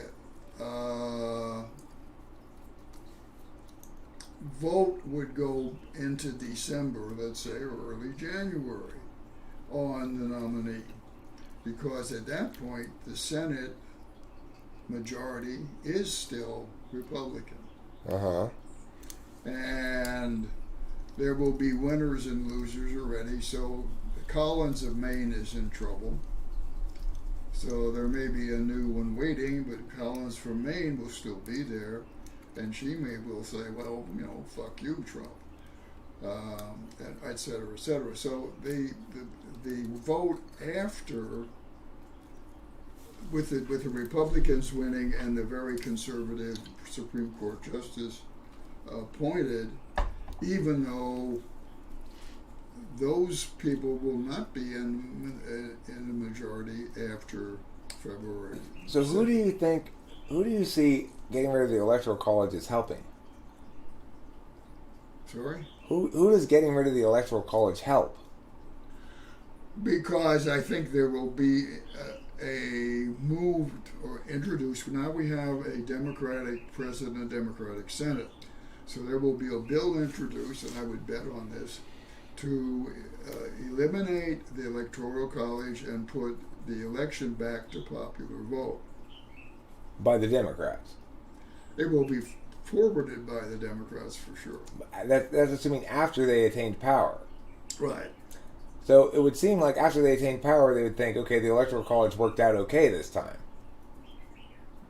No, it didn't. Yes, it did for that, but it also would guarantee a popular vote in the next election. Right. So I think those are the consequences. I mean, I think to get rid of the Electoral College, they'd have to amend the Constitution, right? But that's what, if they get an amendment, it would take a long time. I don't think they're going to successfully push that through. It will be largely symbolic, I agree. But the idea, and it's certainly out there right now, is this is a dumb way to elect a president. That I mean, I like the Electoral College. I mean, it's the appropriate way to elect a president because, of course, it's supposed to be a federation of independent sovereign states. The continual election of minority, that is in terms of popular vote presidents, does not reflect the will of the people. Right, but it reflects the will of the states, which is what the federal government is supposed to represent. Well, I can't argue with that. But then the choice is for the American people, is that what we really want? Well, I mean, we need to pull the federal government out of the governance of the citizens directly and let the states do their job. And then, in fact, I mean, I agree that in the status quo, we do. The Amendment should guarantee that, but it's largely ignored. I agree, and I understand that in the status quo, we have an expansive federal government, so it ought to be representative of the popular opinion, probably, since it takes up so much of the governance capacity for everybody. It's like people pay more in federal taxes than they do in state taxes, typically.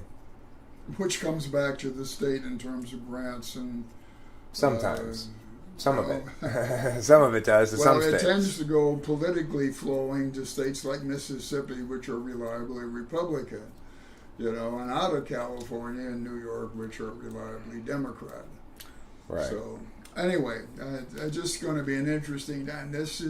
There are so many factors coming up in this election that I find it totally unpredictable. Well, not totally unpredictable. There is going to be a winner, maybe.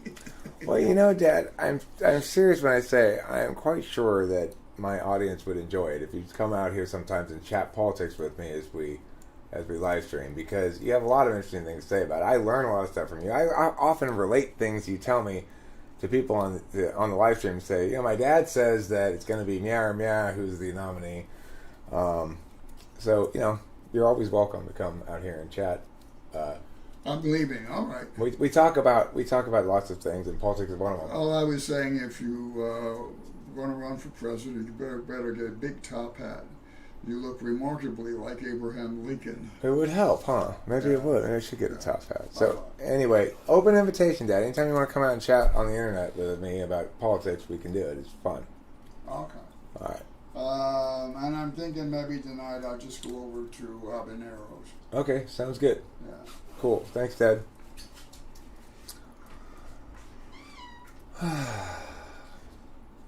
Best dad ever. I mean, he really is the best dad ever. It's like,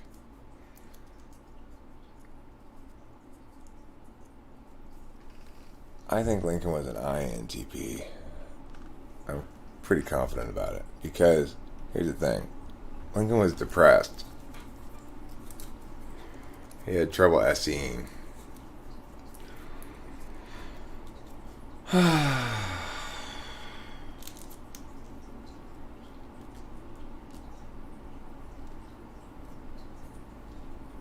What's an NI from him there? Email aspects. Dad busts out a little bit of NI. Yeah, as you can see, NI polar does not mean dumb. Does not mean, it's such an odd thing. It's such difficult polar to tell, right? It would be hard to guess that my dad is not an intuitive based on this conversation right now. You'd probably think he's probably an ENTJ. I used to think he was an ENTJ. He's not. He's an ESTJ. As ESTJ as it possibly gets,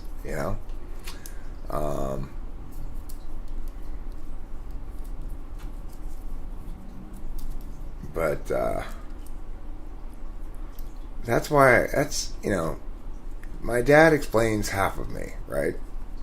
You can see why I'm the way I am because this is the sort of stuff that my dad and I have always talked about. He's always talked about this kind of stuff with me, even when I was a little kid.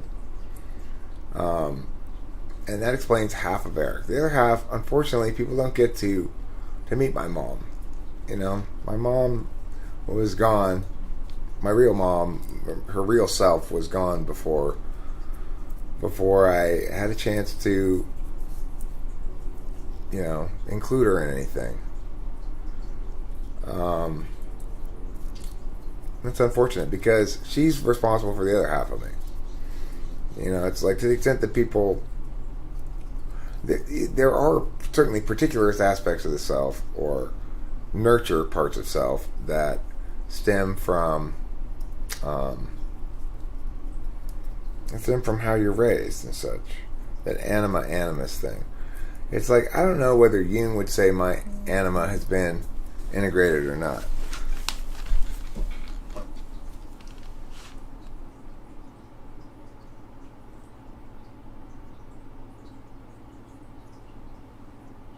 Let me see if I...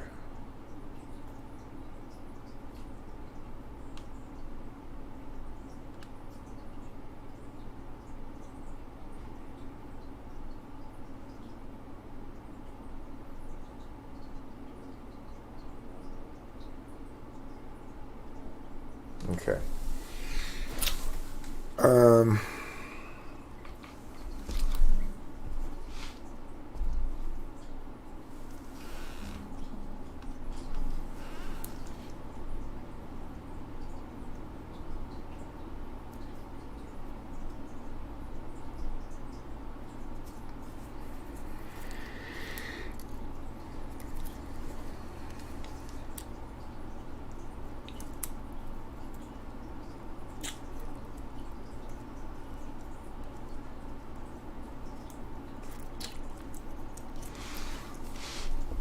Okay, so I think I'm going to wrap this up